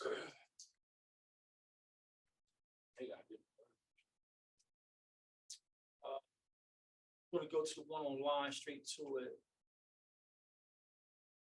That was chapter 2. So this is a test. Is it sharing up? No. Yeah. Chapter 2, verse 16. So this is the Testament of Levi. This site is weird, so I'm gonna try to make it big. What, verse 10? So just for context, I know people haven't read this. Just let's read the first 10 verses out. How's it showing on your screen? It's lit. It's showing it well. I mean, for somebody that's watching it at home, I mean, they might not be able to see it. So this is Testament of Levi, chapter 2. We're about to read chapter 2, verses 1 through 10. To show you that there's no Levitical priesthood. That's Christian dogma. That's cemetery talk. That's seminary doctrine you've been under the whole time. Talking about what Christ can't be the high priest and he can't be the king because Judah got the priest, Judah got the kingdom, and Levi got the priesthood, and Christ can't do both. You don't know what you're saying because you're still a Christian king, Judah. Let's read this. Now therefore know that Yahweh shall execute judgment upon the sons of men, because when the rocks are being rent, and the sun quenched, and the waters dried up, and the fire cowering, and all creation troubled, and the invisible spirits melting away, and Hades taking the spoils through the visitations of the Most High, men will be unbelieving and persist in their iniquity. When I'm shaking the earth, and I got men running, and I'm raising up nations against nations, men are still going to be unbelieving and still going to stay in their iniquity. Where else can we read that at? Nariah, say what? Revelation. So you don't accept this, but Revelation say the same thing. I'm going to give them a space to repent, and when they see these tribulations, they still won't repent. Wow. Read on. On this account with punishment they shall be judged. Therefore the Most High have heard thy prayer to separate thee from iniquity, and that thou shouldest become to him a son and a servant and a minister of his presence. The light of knowledge shalt thou light up in Jacob. In the whole world. Stop being like that. It's the whole world. The light of knowledge shalt thou light up in Jacob. Oh, wow. And as the sun shalt thou be to all the seed of Yasharallah. All the seed of Yasharallah? Seed, not seeds.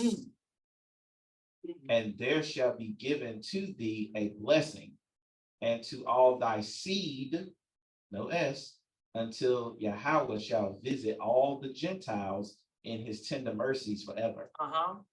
And therefore there hath been given to thee counsel and understanding, that thou mightest instruct thy sons concerning this, because they that bless him shall be blessed, and they that curse him shall perish. I'm about to give you understanding, Levi, I'm about to give you understanding to be like for Israel. Read on. And thereupon the angels opened to me the gates of heaven, and I saw the holy temple upon a throne of glory, the most high.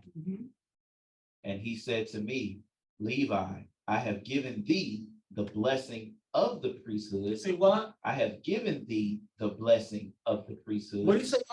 I have given thee the blessing of the priesthood. Let's say it together. What did he say? I have given thee the blessing of the priesthood. I've given you the priesthood. If I give you the priesthood, who does it belong to? Most High. Let's read on. Until I come and sojourn in the midst of Yasharallah. Say what? Until I come and sojourn in the midst of Yasharallah. In the midst of the world. Until I come and sojourn in the midst of Yasharallah. This is the text of Levi chapter 2, verse 10. He's telling Levi, the patriarch of Aaron and Moses, I'm giving you the priesthood until I come. So it's not the Levitical priesthood. It still belongs to me. If I let you borrow my car for a year, it's still in my name. It still belongs to me. So you shouldn't be doing donuts and burnouts in my car. It belongs to me. So this Levitical priesthood, and Christ can't be a priesthood after Aaron because, well, he must be after Melchizedek priesthood. You don't know what you're saying because this text is FUBU, is for us, by us. Messiah is not under the Levitical priesthood because there is no Levitical priesthood. Any comments or questions about this? Yes, Salakia.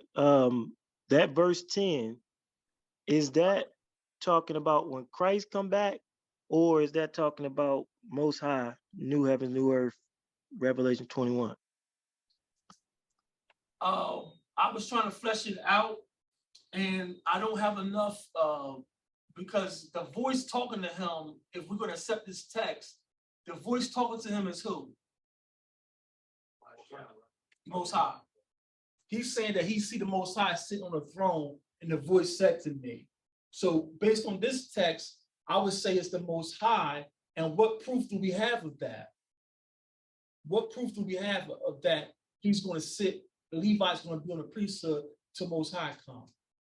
Well, even when Christ is here, he's still going through the Levitical, what we know as the Levitical priesthood, because the Levites are going to be back in the temple. And where can you help them out find that at? Ezekiel, like 34 through. It starts 38 through 44. Yeah. When Messiah comes back down, he turns the priesthood back over to Levi, the sons of Zadok, the righteous sons of Zadok, who kept order the best they could. They didn't forsake the Most High like the sons we read about in Malachi. Those sons we read about in Malachi were punished, but there was a line of Zadok who kept the covenant. So when Messiah comes down, Messiah turns the priesthood back over to the sons of Zadok. And also too, this goes with Revelations like 1 through 5, because chapter 1 through chapter 5, because he says when the angel opened the Shemayim, he saw the Most High sitting on the throne. He saw, just so Revelation says, they see one sitting on the throne. So what was that, Ezekiel again? You can start at 38. Well, 38. 34 gives you context that Messiah is here, because it says the glory of the Most High comes through the east. So if you start at 34 through 44, that's why these Christians don't know what to talk about. No, there ain't gonna be no more animal sacrifice. So you just change your prophecies as you see fit, Dr. Seminary.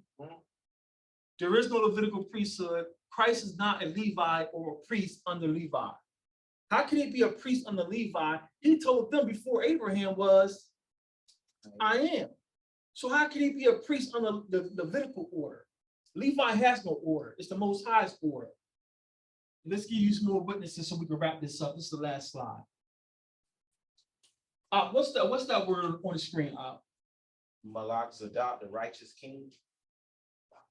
What pagan word did they butcher this and make? Melchizedek. Everyone see where we're getting this from? When you go to Hebrews, you get something called the Melchizedek order, a priest after Melchizedek. And Melchizedek is a butchering of two Hebrew words.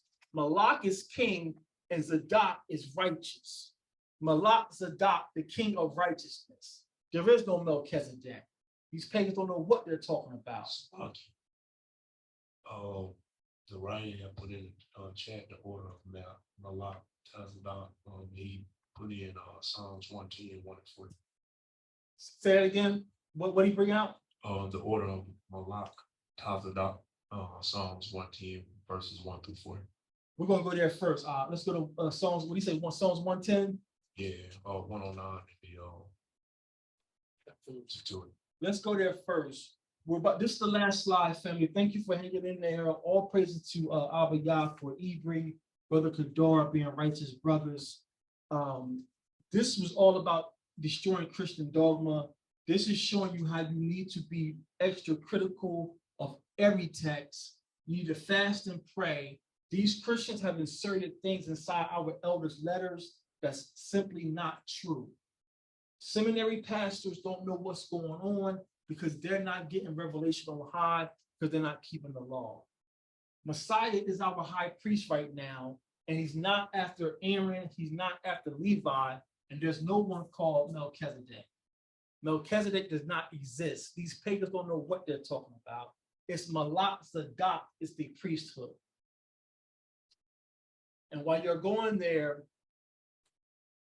if the priesthood started with Levi and the Levitical priesthood is a true thing, then who did Adam, Noah, Abraham, Isaac, and Jacob, how did they sacrifice? Because they're progenitors of Levi. So how's there a Levitical priesthood if our ancients sacrificed? You don't know what you're talking about in your Captain Judah doctrine or your cemetery doctrine. I'm talking to everybody. I'm not here to make friends. I don't care if you don't like me. You got Hebrew Israelites just out there spewing things to win arguments and to get super chats, and you got cemetery pastors getting people lined up for hell. All our ancient sacrifice, because they got orders from the Most High. Everything starts with Adam. So Messiah is our high priest right now. He has offered himself one time. He doesn't offer himself every year anymore. He offered himself one time, and Abba ripped the curtain, and Abba said, that's enough now. Keep your goats and keep your sheep. My son broke his body for y'all. Thank my son. So I'm going to kill y'all. So these Hebrew Israelites talking about, oh, Christ can't be the one because the priesthood got to come from Levi. You're a Christian. With all your big gold chains and your stars and all your little diadems, your spikes and chains, you're a Christian. You're a Christian. That's why who you are. Messiah, he is the priest right now. Go ahead, Joe. Salakia, yeah, man, good stuff, man. Me and Abshaya was over here talking about it right now. And you know, you kind of alluded to it, but he was saying earlier how, well, for one, we got to understand all of that stuff. And it was a pattern of the things to come. It was a pattern leading to Christ. And when Christ came, it was a shift. And I see you about to go into Hebrews 7, so I'll wait for that part. But we were just saying how yes, he gave the priesthood to Levi, even though it didn't belong to the Levites. He gave the priesthood to them for that purpose. And the kingship was given to Judah for a purpose. But yet they both had to listen to the prophet. So, you know, they were both kept in a humble state. You know, like the king couldn't usurp the priest couldn't usurp the king.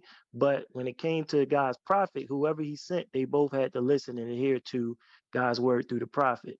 You know, so now when Christ come on the scene in the order of Malak Zadok, you know, with Christ, of course they listening to Christ. That's the Son of God. He proceeded all of that stuff.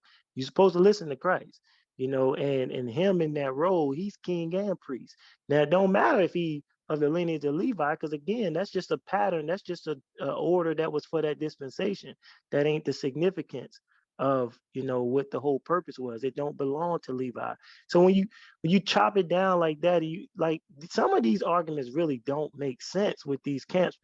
It's stupid. It's stupid why they so focus on trying to take a position and stay. And that's why we can't be united right now. That's why we so divided.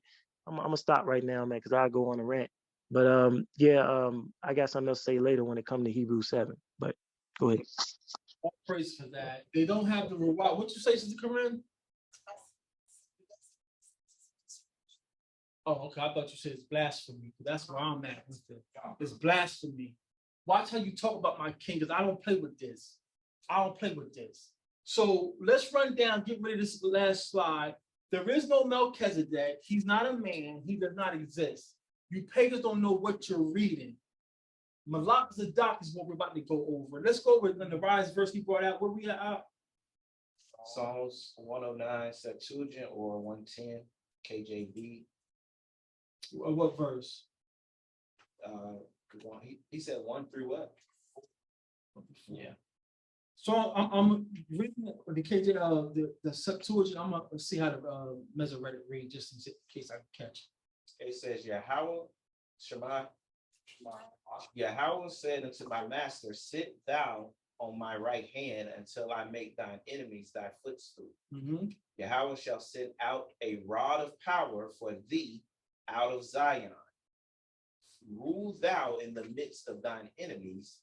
With thee is dominion in thy day of thy power, in the splendors of your saints. I have begotten you from the womb before the morning. Yahweh swear and will not repent or turn back. Thou art a priest forever after the order of Malak Zadok. So this is a staple, and a lot of people get this confused. If you don't mind marking your text, go back to verse 2.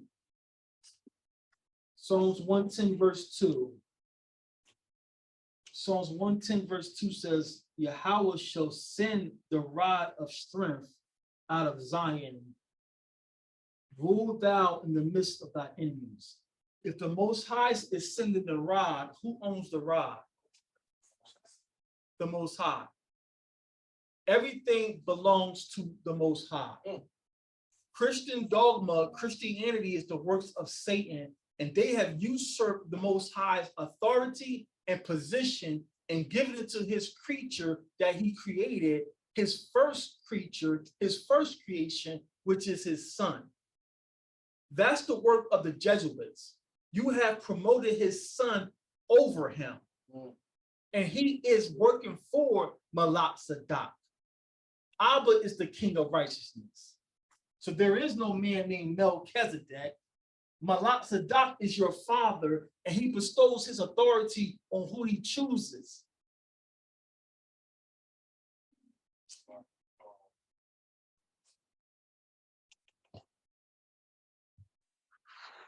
Is somebody speaking? We don't hear him.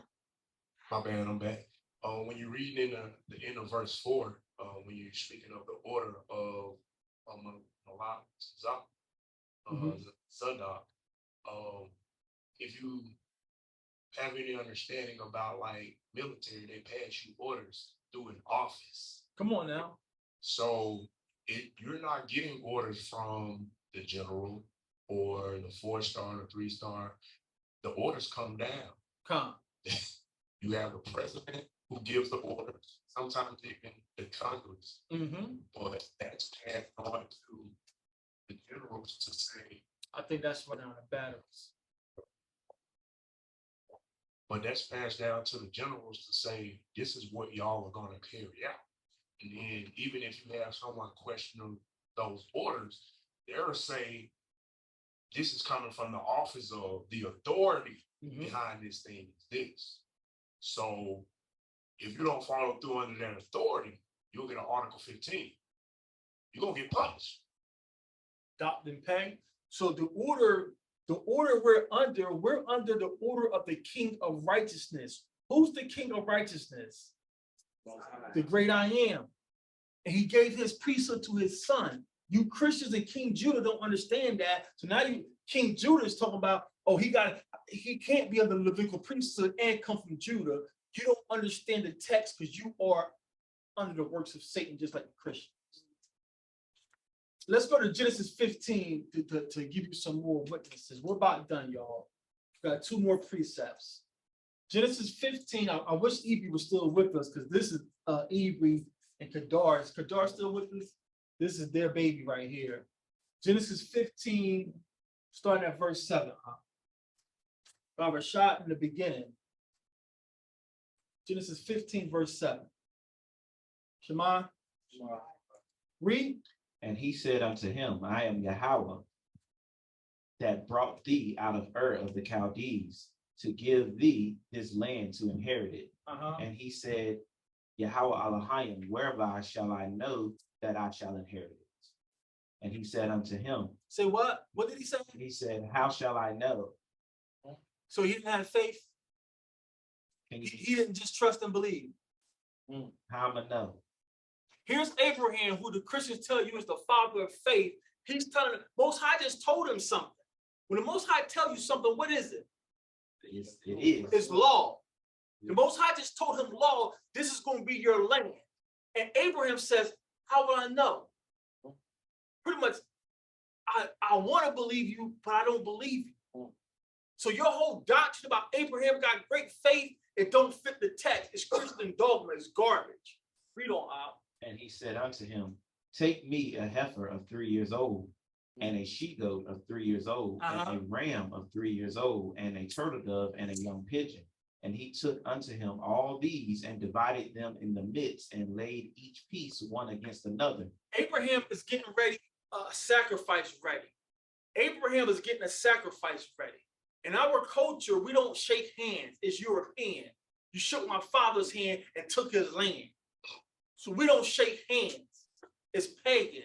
We make a covenant in front of witnesses. We cut animals up and we pass through those animals in front of witnesses. And we're saying, if either one of us don't keep our word, may the other one cut us up as we did these animals. That's a contract. That's called a covenant karat. We just karat. We just cut these animals. And if you don't keep your end, I could do this to you. That's how serious a covenant is. That's how serious your father is about you. Read on. But and laid each piece one against another, but the birds he divided not. And when the fowls came down upon the carcasses, Abram drove them away. And when the sun was going down, a deep sleep fell upon Abram, and a deep sleep. What? A deep sleep. So there's a sacrifice in play, and Abraham is what? Sleep. Okay. And lo, a horror of great darkness fell upon him. And he said unto Abram, know of a surety that thy seed shall be a stranger in a land that is not theirs, and shall serve them, and they shall afflict them 400 years. And also that nation whom they shall serve will I judge, and afterward shall they come out with great substance. We have not been under the authority of any one nation for 400 years in these Bible days. We did not serve not one kingdom in this book for 400 years. I don't care what these so-called cemetery theologians tell you. We did not serve not one nation 400 years in this Bible. If we did, show it to me. Show it to me. The longest captivity was, we'll say Egypt, but it was nowhere near 400 years. When you do the math, the longest you can say we served Egypt was like 100 and something years.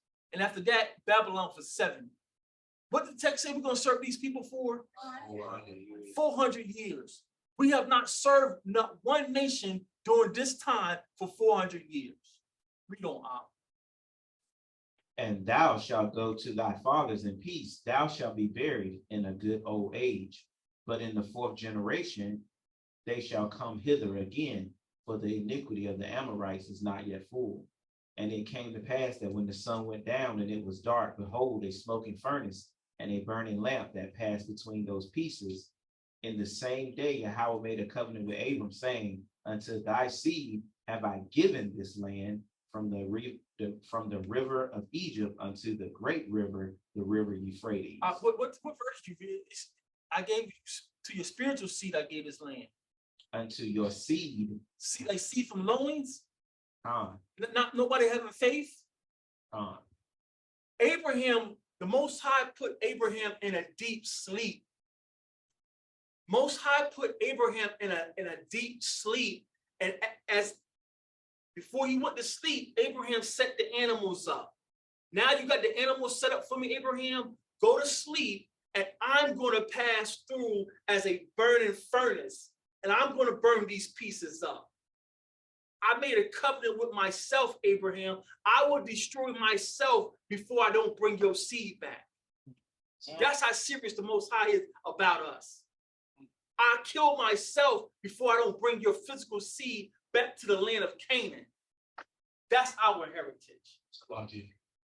So as you're discussing faith and Abraham being the father of faith, you alluded to like faith in the Greek tongue being abstract. It doesn't line up with the glyphs. Looking at Emunah, he's to trust in an experience. So the Most High is showing him this is why, because I'm giving you the covenant. You know your heritage. You know how we keep covenants. This is what this is an example of. So when you don't know the glyphs, when you don't know our language, you missed this. Here's the king. Here's the king. Now you set these animals up the way I told Adam, the way I told Noah, the way I told Abraham. Who's before Abraham, y'all? Adam, Noah. Enoch, Noah. You set these animals up the way I gave the order. So now you're setting it up the way I gave the order. I'm the priest. Here's our king of righteousness passing through these animals. So it's not no one called Melchizedek. It's Abba is the king of righteousness. So here's Abraham's king. Just put him to sleep, and I'm passing through these animals, these cut up animals by myself. Abraham, I don't even need you to do nothing now. This is a guarantee, Abraham. This is Malak Zadok. Abba is the king of righteousness. You mentioned inside church. And for clarification, when you say Abba is the king of righteousness, he's the true Malak Zadok. The person that did appear on the earth that Abraham tried to erect a tent for and show hospitality to, that was Christ sent to the earth, but by the will of his Father. Absolutely.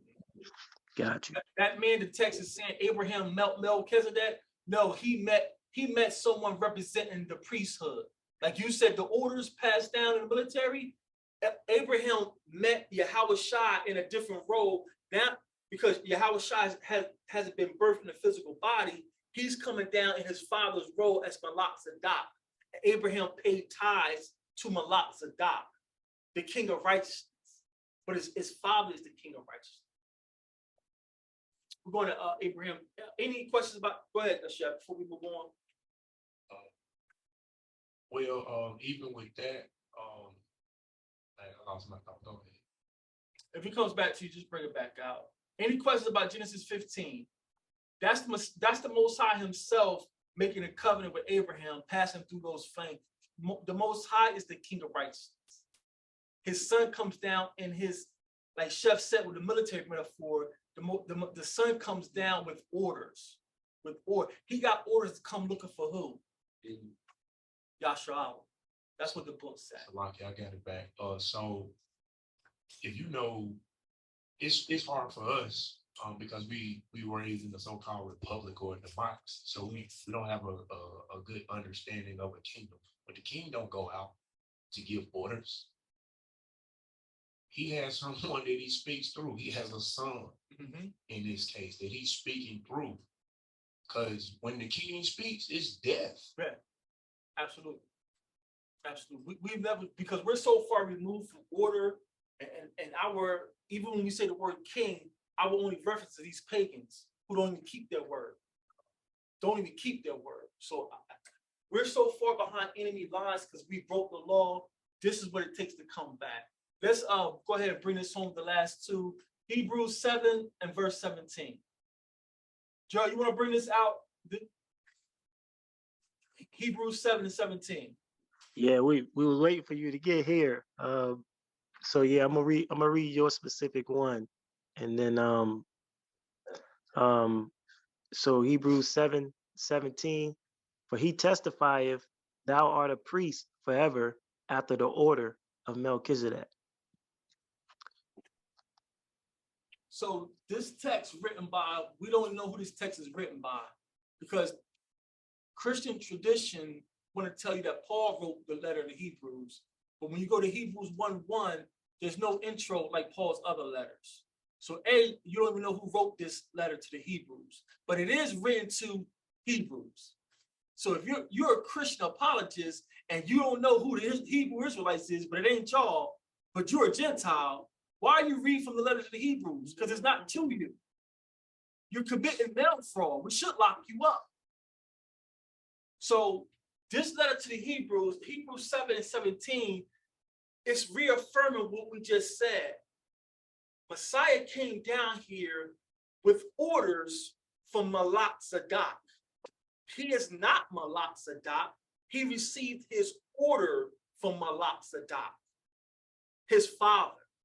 And he kept telling you that, but you can't understand. The works I do are from my father.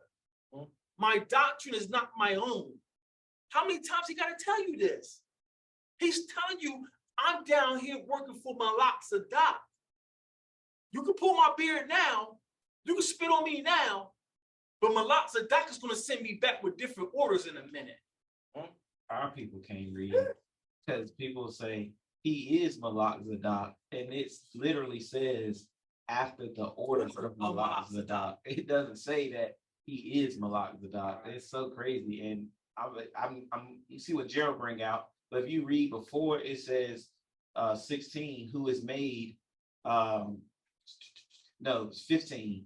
It says and it is yet far more evident that after the similitude of Malach Zadok there ariseth another priest, who is made not after the law of carnal commandment, but after the power of an endless life. Who's the power of endless life? Exactly. So I was just like, wow, that I had that mark. You pay for all these cemetery classes and you can't even read a simple sentence. Similar to means likeness. Similar to, simile, like. He came in the likeness of Malach Zadok. He's not Malach Zadok. He came in the likeness of Malach Zadok. That's when if Messiah, I believe he is here, but if he manifests himself in the flesh right now, all of us is going to get up. We may try to bow to him, but he may not let you bow to him because he's going to let you know I'm your brother. Because he says he's not ashamed to call us his brother. Which one of you come from a family where you call your dad your brother? What's up, bro? Try that with an old school dad if you want to. All your fronts be gone. All your fronts be gone. What family has your dad and your brother the same people? So Malach Zadok, he's coming in the order of Malach Zadok. Salakia, this crooked generation, man, they call even their girls bro. What's up, bro? Talking to their girl and stuff like that. But girls call girls bro, yeah, too. That's funny. But what we were saying was Reggie brought this out earlier when we was talking, while you was going over it earlier about whether he was from Levi, the whole Levi argument, whatever the case may be. And if you start at verse 11, Hebrews 7 on down, it kind of addresses that. It says, if therefore perfection were by the Levitical priesthood, for under it the people received the law, what further need was there that another priest should rise after the order of Melchizedek, and not be called after the order of Aaron? For the priesthood being changed, there is made of necessity a change also of the law. For he of whom these things are spoken pertaineth to another tribe. See, Christ wasn't of Levi. So that, if you Mary couldn't have been of Levi, or you could say Joseph couldn't have been of Levi, of which no man gave attendance, at the altar. For it is evident that the Lord sprang out of Judah, of which tribe Moses spake nothing concerning priesthood. And it is yet, because Judah is where the kings were. And it is yet far more evident, for that after the similitude of Melchizedek, there ariseth another priest. And then Shemaria already read the 16, and then yours was 17. So that right there just addressed what we've been building the whole time. And then you can take it from here and run with it. And you know, these people don't understand. You don't need to be from Levi to perform the priest of Malak Zadok. All of you are supposed to be priests.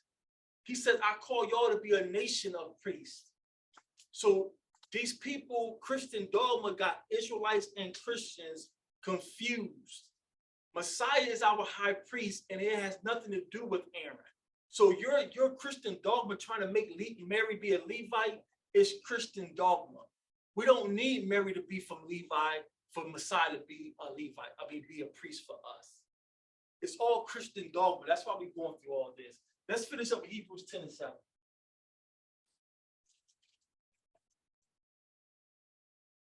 Shema. Hebrews chapter 10, verse 7. Read. Then said I, lo, I come in the volume of the book. It is written of me to do thy will, O Elohim, or O God. Lo, I come in the volume of the book. When you come back to your heritage, you see Messiah all the way back in Genesis. But you got to repent and come back to these laws and accept him to get these scales removed. When Abraham had that ram in the bush, and then our Messiah became caught in thickets, and he was sent by his father, and Yah sent the ram, that's a Hebrewism. He's all over this book. He's all over this book. So I didn't want to jump out of order, but I told y'all this information just comes. So having that great build with Ibri and Kadar last Sunday, I just had to address this filthy so-called New Testament. Mary's lineage, where I stand at, y'all make your own conclusions. Where I stand, there's not enough information to definitively say where Mary's line come from. But it's irrelevant regarding Hamashiach. Hamashiach is our priest after his father. After his father. He's not getting his orders from Levi. Levi is dead. He's getting his orders from the great I am. Is the Most High dead? He's Malak Zadok. With that, I yield, open up the floor for comments, questions, and concerns.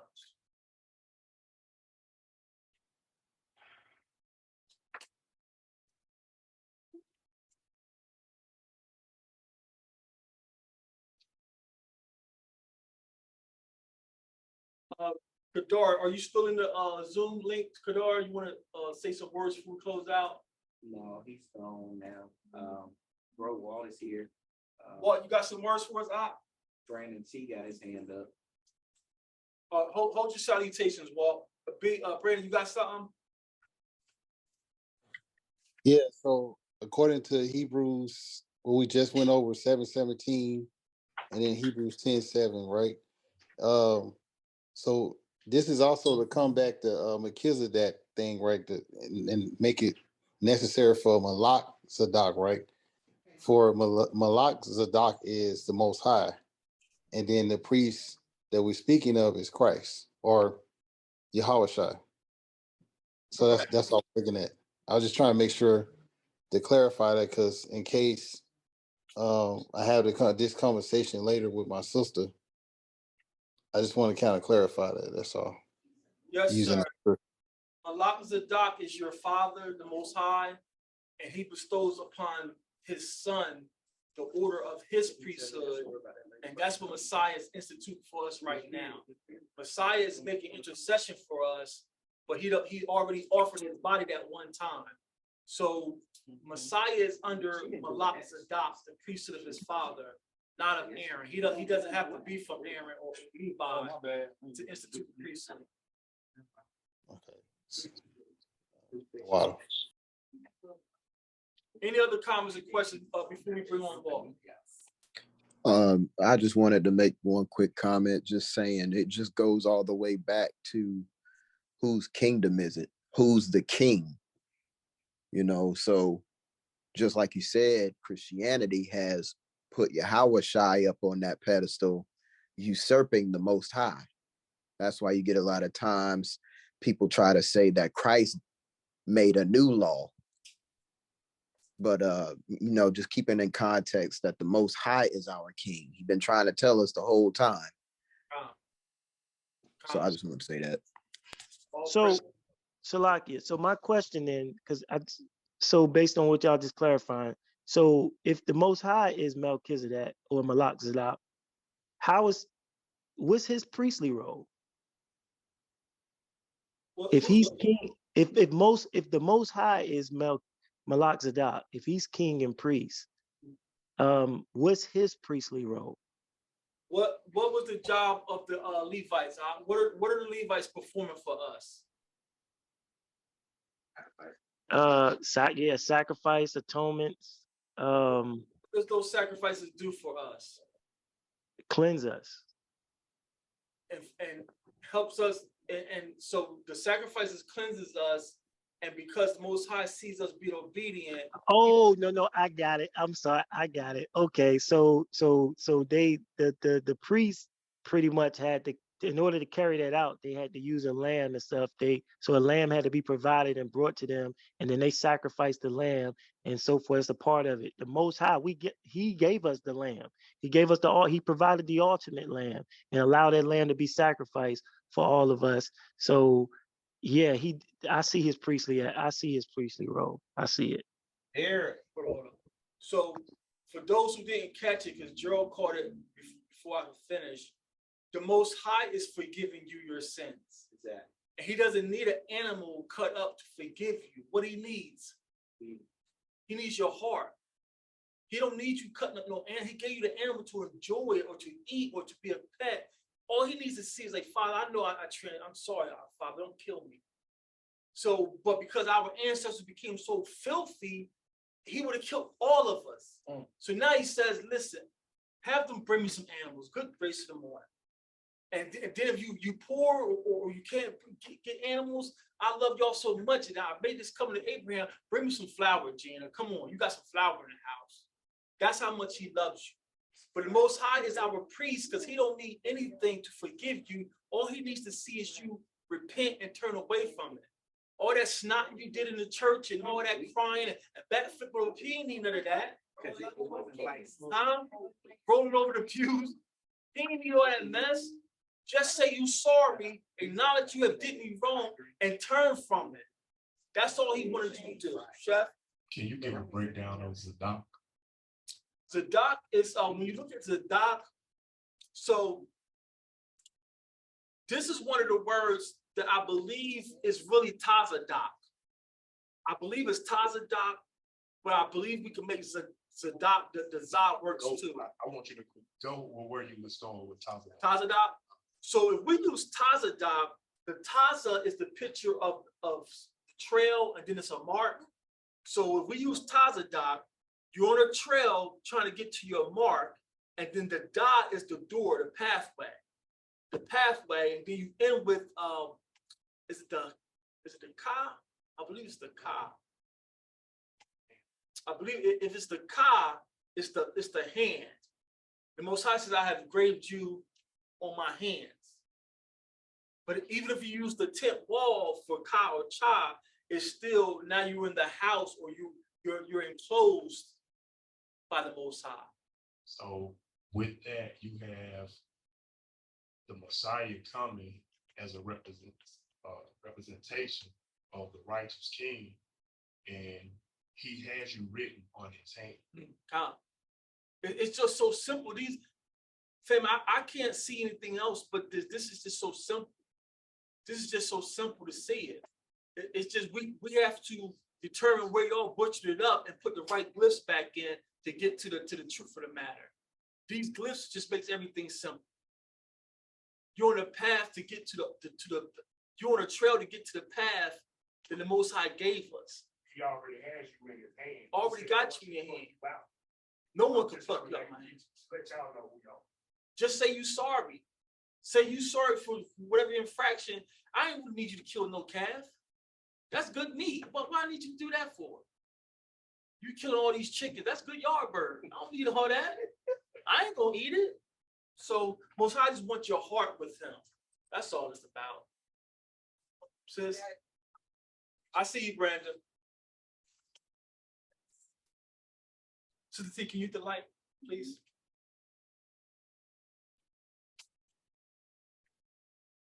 What about it, sis?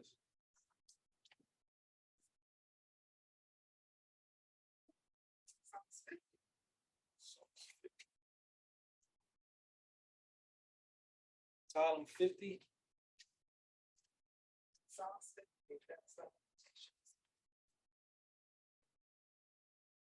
God, please.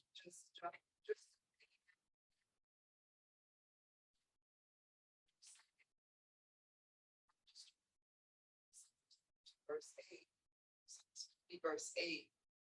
I will not reprove thee for thy sacrifices or thy burnt offerings to have been continually before me. I will take no bullock out of thy house, nor the goats out of thy folds. For every beast of the forest is mine, and the cattle upon 1,000 hills.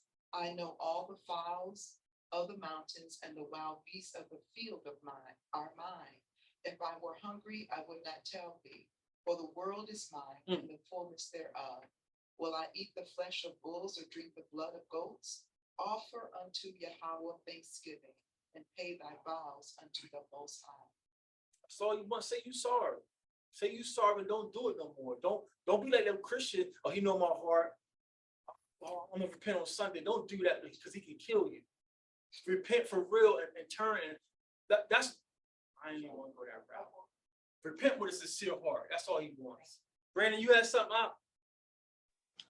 Gun. Yeah, it just sparked the thought from what we was talking about earlier. I just with John 5:22, where it was talking about only the Son judges, not the Father.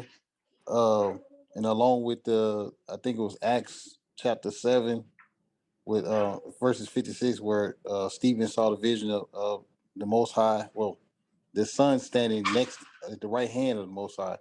I'm just looking at the empowerment, the representation of the word Malak Zadok as the king, or empowerment of or power.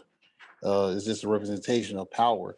So I was looking at that as, can we see that tying in with Hebrews 7:17, as the Most High giving an order to the Son who's already waiting at the right hand of the Most High to give the order? Absolutely. John 5 is the perfect witness, because this, first of all, is all red letter. So I do believe Messiah said these things. And John 5:20, 21, for as the Father raises up the dead and quicken them, even so the Son quicken whom he will. For the Father judged no man, but have committed all judgment unto the Son. That's that order Chef talked about. Malak Zadok is the Father, the King of righteousness, and he's given authority to his Son to judge us. So this is a perfect precept. And then it just, if you drop down to verse 26, he continues, for as the Father have life in himself, so have he given to the Son to have life in himself, and have given him authority, the order, giving him authority, giving him the order to execute judgment also, because he is the Son of Man. It's been in your text the whole time. But you get this seminary doctrine of all these smooth words and this suit on, and I've been to school. We was at that our mother-in-law church, and they read this man accolades, and you needed 2 pages just to get his accolades out. Has not one bit of truth in him. Any others before we close out? The website we use for the parallel scriptures, they use the QUAP. For which one? At the end, yeah, I don't know if oh yeah, that would make sense. Because Qua is rising. So that would make sense to use the qua. You got quad, The path or doorway to rise, righteousness. the taza is the one that look like a little flag, like a little. Yeah, I believe so. Yeah, they got ma, la, ka with the K version. And then they got the yah that look like Z, like a Z. That's the yah. Yeah, they got ma, la, ka, yah, taza, da, qua. The quad makes more sense because you're on a path to rise. So I spelled it wrong. It should be taza, the da, and the quad. You're on a path looking to the door to rise. Behold, I stand at the door and knock. So righteousness is a dock. You're on a taza dock. You're on the path to rise. And we only rise by the laws. That makes sense? So I used the wrong glyph the first time. Good cat. I'm glad you checked that. What is it again? So you want to use the taza to be on a path. The da is the doorway is the path. And then the last one is the qua. In this instance, qua means you're rising. You're rising. Righteousness, you're rising. Taza da. Taza da.